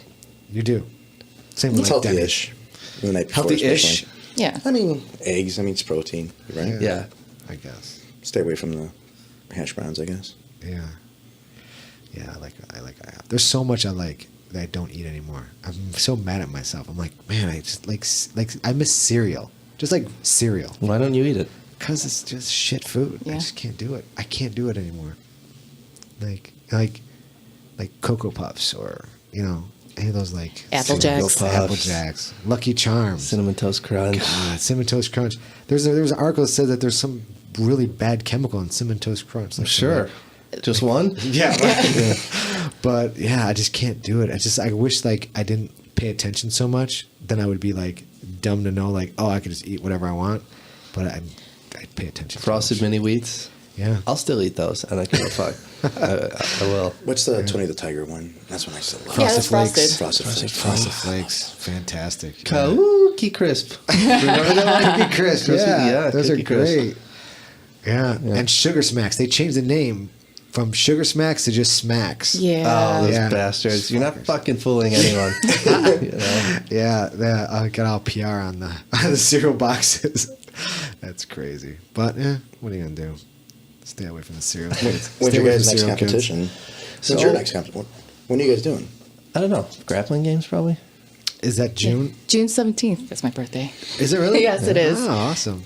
Yeah, I think. I'll do that one. I think mine will be fine And by then. then the Chicago Open, probably? I don't know. No, that's in August. There will be August. more before Mid-August. that. Yeah. Yeah. So it's grappling games the 17th. There's some in Wisconsin. There is, and I yeah. just saw it. I think it's combat something. Yeah. 17th? No. I think it's. Oh, I'm looking it up. Yeah, I know this is going to air after that though. It's in May still. This podcast's coming out in June. Man, we're gonna be way behind. Yeah. Like the future. We're a couple of weeks ahead here. Yeah. So, It's okay. what about you, Carlos? What do you got coming up? July. Yeah. Austin. Austin, July. Austin, July, yeah. And that's then right. the I've never Open been to and Austin. Master Worlds. So Master Worlds. How you feeling about that? That's always tough. Is it? It's tough because it's towards the end of like the gi season, Yeah. and like I do so many. I've already done a lot, Yeah. and my goal is not to go into it and get burned out. So how many matches did you have at Masters Worlds? Depends on the bracket. I've been one and out the past few years. Just it's tough, man. But it's And you're what weight? 208. 208. Why'd you say it with a smirk like that? Because sometimes I can make it and sometimes I can't. Well, stop being at IHOP the night before. Fucking it's delicious. Are you sponsored by IHOP? I wish. You need to get a sponsorship. I wish. The Chicago Open, I had to do 222. You had to do it. Yeah, because I couldn't make 208. No. I actually missed weight at Pans this year. Did you? Then you can't compete then. Yeah. no. No. Yeah. You're out. I missed it. That's the first time I ever missed weight in my life. Wow. So you flew out there. Yeah, went out there. Don't remind me. Dude, sorry. Damn, bro. So let me get this straight. You booked your ticket. You I put all your plans on hold. You flew out to California. Believe me, I've already heard this. I've Yeah. heard all Patty, this. tell us how it was. You Patty. had to find I'm other done. instructors I'm out. to run the school while you were gone. Yeah. They And then you missed weight. Working and running the school and Oh, taking the kid yeah. taking the kid to school. Yeah, and then I missed that. I missed it. So then the Chicago Open was a couple weeks later. I'm like, I'm just moving up. Yeah. That's I it. felt so good too because I didn't have to cut. I bet. You know, there's a part of me that's so proud of you, awesome. though. You're like, yeah, I missed weight. Fuck it. The best part, I went up to somebody and they're like, "What happened?" I'm like, "I missed weight." It's happened to me a few times. I'm like, "A few times? What the fuck? times. Is that Wow, habit yeah. now?" But I'm like, no. Then in Open, I went 222. Felt good because I actually eat like a normal human being. Yeah. And then Then you dropped. I dropped. And then I started dropping for Fight to Win because the fight was supposed to be at 200. Uh-huh. With Ilya. And with Ilya, and Ilya unfortunately got hurt, so he had to Oh, pull you're out. supposed to fight Ilya. Yeah. He wow. pulled out, and then they were scrambling around to get me an opponent, and Philippe, they found. then and they found Philippe. Philippe stepped up, and then took the match, and I mean shit. Tuesday, I found out Tuesday. I didn't. It was Tuesday. They found the match on late Tuesday, and then it was on. You got the text message. You were at IHOP. You had to stop. And I was like, oh, I don't need those chocolate chip pancakes right now. Right. But no, they, he sent me a message. Seth Daniels, Yeah. sent me a message. He goes, it's on. And I'm like, cool. Because at that point, on that Tuesday, man, I was like, all right, fuck it. I'm done. You know, I don't want to do this shit. And fucking depressed. But then Seth's like, I got you, man. I got you. And those guys, man, are fucking awesome. Yeah. Those Fight to Wins, man. And I've been to a Team few No of them. Sleep. Yeah, I've been to a few of them. Those guys, Jesus Christ, man, they're on the ball. Yeah.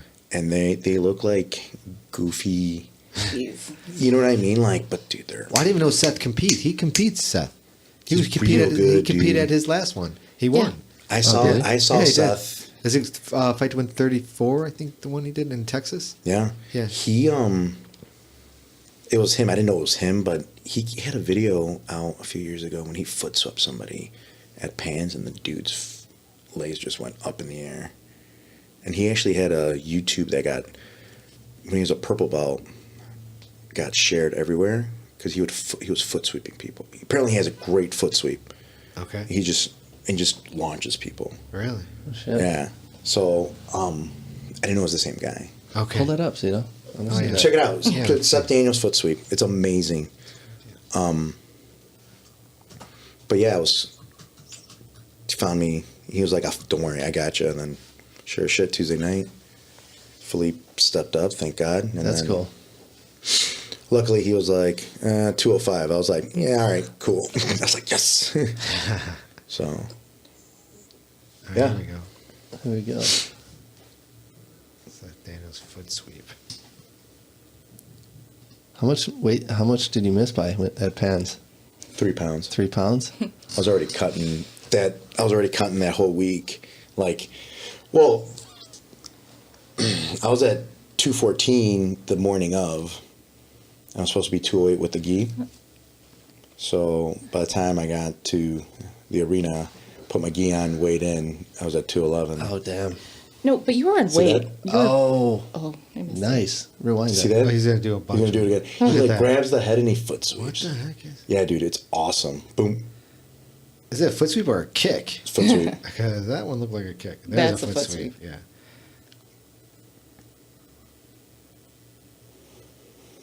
Yeah, it does a no-gi, too. Look how skinny he was. Yeah. No offense. I like it. Yeah, that's pretty cool. I've got to get better at that stand up. I'm horrible at stand up. What rank is he now? Brown, He's brown now. Who's he under? Easton, and Denver. Okay. Well, that makes sense why he was on the Denver card then. That's his hometown. Oh, no. He was on Texas card. He was on, or maybe he was on the Oh, Denver really? card. I don't know. Maybe. I don't recall. Maybe it was on the Denver card.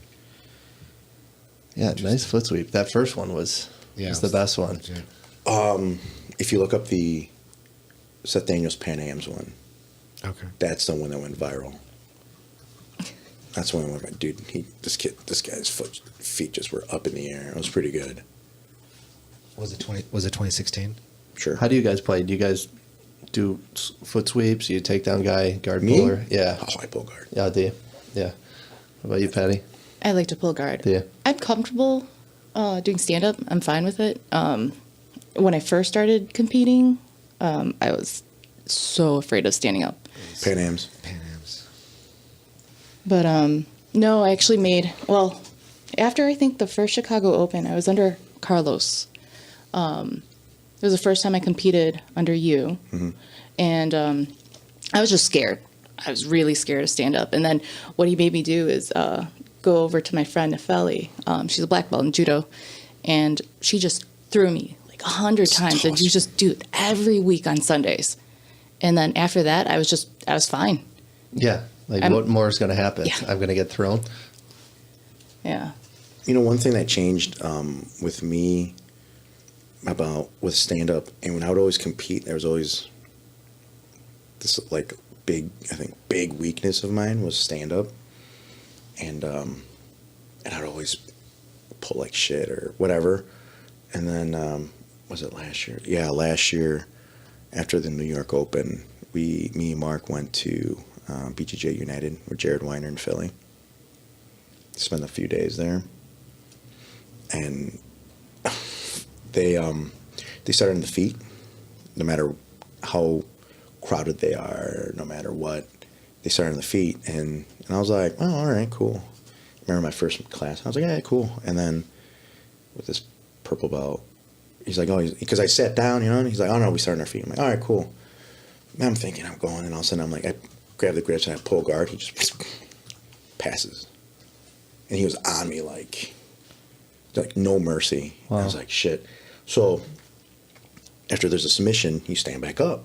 You don't, like, oh, let's keep going here. No, you stand back up. Right. And then I pulled again, just pulled like shit. He's on me. I'm like, fuck, what the fuck, dude? I'm getting my ass whipped right now. Yeah. Do it again. And then I started realizing, I'm like, it's because I'm not setting anything up. I'm not setting up anything. I'm not setting up my guard pull. He knows you're going to pull. Yeah, he's just waiting. And I'm like, I'm not setting anything. I'm like, all right, dude, I gotta do something here. I'm not going out like a bitch. And then I was going to pull guard again, but this time I started setting it up, and I got my guard pull. You know, and I was, you know, then it's okay. I'm good to go. And I spent a few days there, and like for those 3 days, twice a day, basically we were training. We just stood on our feet. So when I came back home, I'm like, everybody's standing on their fucking feet today from now on, and then everybody went through the same thing I did when I was in Philly. Just fuck, there's a big hole here. Yeah. And just even if you're a guard puller, a takedown guy, I mean, shit, we've had a couple of wrestlers that come in and they're like, I'm so much comfortable on my feet with the gi on, because now they know how to break grips, they know how to circle, they know how to, you know what I mean? Now they know how to use the gi to their advantage, and it just changed, and they're just like, this is so beneficial. That's so now, awesome. So now, unless we're like Crowded. really, really crowded, I want everybody to stand on their feet. And they're like, oh, I'm staying on my feet. And I'm like, no, dude, I don't care. Like, right. I don't care if you're good at Who's pull guard. complaining about that? Just because they don't want to, you know, it's like, you're not wasting energy, dude. You just, if you're pulling guard, man, you got to pull guard, like, you got to pull it, you know? Yeah. So, I mean, I don't mind standing on my feet. It's just when we rep takedown, I'm not shooting a double. I'm not shooting a single. I'm not doing it. I'll do, you know, like what Javi teaches us, those ankle picks. I like ankle picks. You know, I think they're effective. I'm not diving in shooting. Right, but it's nice to know what that feels like. Guys know what it feels like. Repping that on you. When you start a match in a tournament, what are you doing? You're starting on your feet. You got to be comfortable. Yeah. Even with the kids, we make the kids do it. We do. Yep. We do a lot of stand up. I mean, not stand up, but like practicing on the feet. Practicing grip breaking, fighting for grips, and it's just learning how to break grips. Boom. Right. So we'll warm up with that, you know, and then there's no takedown, but you're just fighting for grips. And I'm Right. telling them, like, once you get your dominant grip Right. that you're going to use for either A, your takedown, or B, your guard pull. Once you get it, restart and go. Yeah. You know what I mean? And you go 30 seconds here with this guy, go 30 seconds there, go 30 seconds there. And we'll do Yeah. a bunch of rounds with them. And like the first few times when you do them, people are like, I'm so tired. It's I'm like, yeah, exhausting. because you're like, you're doing something new and you're getting tense and you're, Right. you know what I mean? And, Yeah. and it tires you out. So like, we just weren't break grips, 30 seconds, and we're just breaking grips, going. It just helps out tremendously. It does. Yeah. We were repping like that actually at Clearman's and at Aaron's class. We were just repping like we would do like 2-minute rounds of just like collar tie, try take, and just reps like that. Like it would just be one thing work, just one thing for 2 minutes, and then you switch it up. Okay, now we're gonna work this thing for 2 minutes, and you have your partner. You switch partners in between, so everyone gets a new look. It was intense. That class was intense.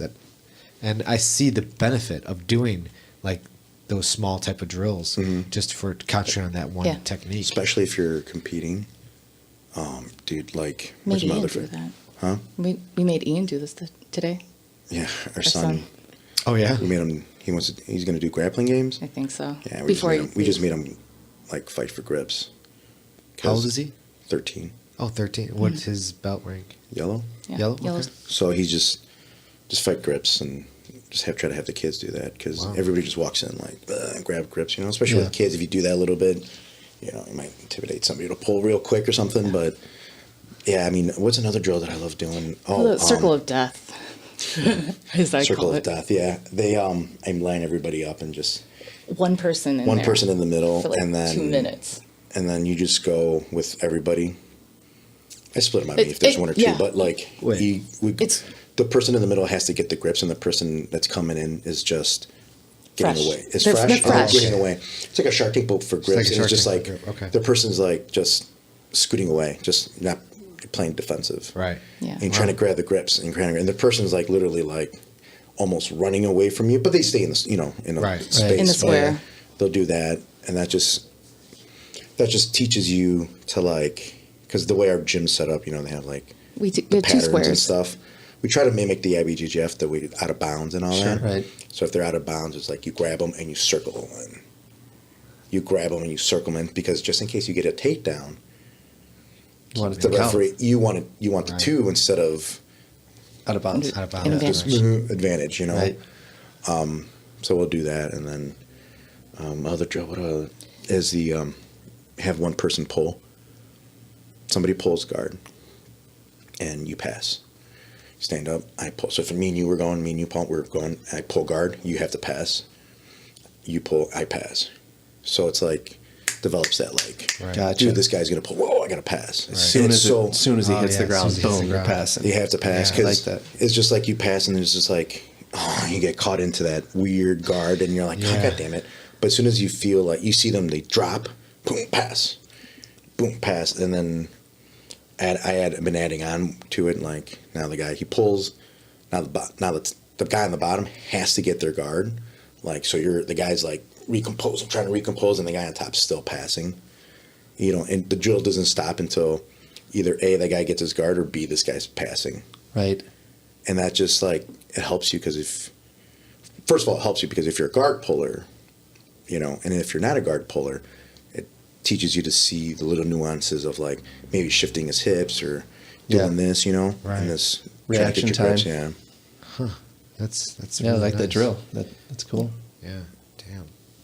Yeah. Drillers make killers. Is that what they say? Somebody says that. Someone says that. Yeah. Yeah, I don't know whom. Somebody probably thought it was a clever T-shirt or something. Yeah, for sure. But yeah, it's yeah, man, I love doing those little drills for comp. Just isolating the comp situation down because everybody gets so like they get flustered, Yeah. and then just with the stand up, and there's that I wouldn't say gray area, but like that moment where either you're pulling guard or there's a takedown. Yeah. Everybody gets lost in that. Yeah. So if you get taken down, another drill I like doing is like get taken down. It's like get taken down, and then you have to get back to your guard. Right. Right. You know, you literally let somebody take it down. Unfortunately, in Miami, it helped me because I got foot swept. I actually got foot swept, Okay. And then I was like, ooh, and my butt hit. And I was like, ooh, and I get my guard. And he passed. Then I'm like, oh, I got to get my guard back. And then we just sat my guard for the remaining, like, 3 minutes. And I was like, God damn it. But it's just the value of, like, I got taken down. Actually, when I did something I drilled, so I was pretty happy about that. What I think is beneficial, I look over my matches, like the ones I just did. I watch and I critique myself. And one thing I noticed that I did, and I don't know if it's good or bad or it didn't work out for me, obviously, but it's that I don't reset. So say I get in a position like when I got armbarred, I really watched that one. I was on top, I had control, he retained guard, I then stood up, I left my arm there, holding on to his gi, I stood up and I didn't exit. I didn't leave the mat. I stayed in that weird gray area where he had some control, I had some control, but we were both kind of like at that 50, and then I went in and then he spun. Where I should have just backed completely out and reset, and now let's go back and play. You know what I mean? I kind of allowed him to kind of get that grip, allowed him to spin under. Because I didn't just say, okay, you know what? He retained guard. I stood back up. Let me just back completely out. And that's one thing that Mark actually, we were at Roll Academy for his seminar, and he was working De La Riva, and he said, if you go in and he's got to back out. Just back out. They're going to break the grip. There's not going to be escaping guards is huge. Not just not passing, but escaping the guards is huge. Yeah. Like knowing when to back out. And knowing when to back out, right? And it happens to me too. And I'm not criticizing. It's the way we roll. Yeah. Because we get comfortable in that gray area. Yeah. Because we're just like, oh yeah, we'll just get our way out. But in comp, no, that motherfucker's not slowing down. No. Yeah, you know what I mean? So it's like, so again, that's another thing. If you want to train for comp, you're like, fuck it. The 12:30 Tuesday, Thursday is prime example. We go hard, and then there'll be times I'm like, fuck this. Yeah. I back away. Exactly. And then I literally dive back in to try to pass. Yeah. But it's always a good little habit is just escaping. Yep. Learning how to get out of the guard and just reset. Yeah. MMA fighters do it. They'll just get into a position. Okay, boom, they come back out and they reset and they readjust the pace. Mm-hmm. Yeah, that's something that. Stand them up. Stand them up. Yeah. That's always a good habit. Just getting out, and it's frustrating for people when you're in the bottom, and then all of a sudden the guy just gets out, and you're like, God. Right. You're like, I have to stand up, or I have to sit up now, or you know what I mean, where you thought you had that grip. Yeah. Or I got a butt scoot after him, and people are going to boo me. Yeah. I mean, that was an impressive butt scooting at that. Oh yeah, you can't say match. Shit about that, dude. Fuck that. Took his back twice. Do you see that Uriah Faber? Yeah. Jesus Christ. Yeah. That was crazy. He ran after him pretty hard. Yeah, he did. Uriah's like, I'm going to run for 3 minutes until I build up a nice lather, and then I'll grapple with you. Yeah, that was impressive butt scooting. Yeah, I wouldn't want that guy butt scooting towards me. No. It looks like a fucking spider coming at you. You're like, oh, Jesus, like a huge spider. They're probably really strong in those weird places because they're so flexible. Yeah. They're upside down. They're probably really, really strong in those positions, and you're just kind of like, what the fuck? Yeah. Zito took a private with Chow. Yeah, I did. How was it? Fucking awesome. It was amazing. Speak English? He did. Did he? I mean, broken English, but we've heard stories. Yeah. We've heard stories that... Nick Mitra maintains he speaks perfect English. Okay. Or Nick Mitra said it. Chael Sonnen also said that Anderson Silva speaks perfect English. Yeah. So... It could be. I heard the same thing. It could be a whole facade. I heard the same thing. Not from Nick, but I've heard that they just. That's so funny. Why they do that? I mean, maybe it's just their thing. I don't know. I don't know. I don't get it. If you speak great I don't want to get into a conversation with this guy after. I just want to do my seminar and bail. Because he was translating for me. Right. Ask Spiegelman about his encounter with the meows. Oh, why? His encounter with the meows at Whole Foods. At Whole Foods. Whole Foods? Yeah. Because they came to Chicago, and then Sam had to watch him. He was their carrier for like a day. He went to pick him up from the hotel, brings him back, and then they were doing a private at New Breed, and then after he takes him to Whole Foods. This is when they didn't speak English. Uh-huh. and I guess they're in Whole Foods, like arguing with each other. I think it was the Like chicken. in the middle of Whole Foods, like speaking, like just yelling at each other in Portuguese or something. And they're like reading every label, and they're like, I guess one of them wanted pizza, and the other one was like no, and they started yelling at each other, and the people are like, what the fuck's going on at Whole Foods? And Sam's like, they're fine, you know. They're just yeah, they're like yelling at each other from like the aisles or something. Sam was there; he tells it way better than I do. But it was pretty much the gist. They were just yelling at each other across from Whole Foods. So In Portuguese, though. yeah, in Portuguese. Yeah. I gotcha. Oh, there you go. Secret talent. Oh, so where can people find you? Where is your gym located? All that fun stuff.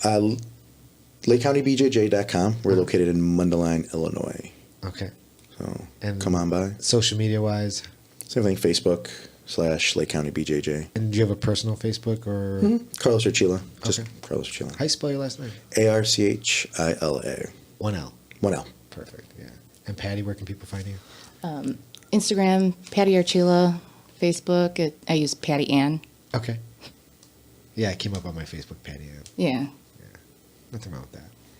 I have a day job. I have a corporate job. Boo. Who I know, works? right? Corporate Who works? job. Come on. Corporate. 5 years. No. Any sponsors you guys want to shout out? Nope. Nothing. I got nothing, man. Got nothing. Lake County BJJ. That's it. That's Yeah. it. Yeah. Thanks for the t-shirts, guys. Yeah. Oh, you're welcome. Thank you very much. And thanks for doing the podcast. Yeah, thank Thanks you. so much. It was Fantastic. awesome. Thanks for having us. Yeah, it was awesome. Thank you. All All right, right. guys. We'll see you guys. All right, thanks. Bye. See ya. Thanks for joining us on another episode of Grappler Union. Siri, how can our listeners find out more info? For more information about Grappler Union, you can visit them on the web at grapplerunion.com or follow them on Instagram and on Twitter at Grappler Union. Like them on Facebook at facebook.com/Grappler Union. Also be sure to subscribe on iTunes. All episodes are available on the Grappler Union YouTube channel. Be sure to subscribe. Anthony, I really enjoyed the podcast. Can't wait to hear the next one. Thanks, Siri.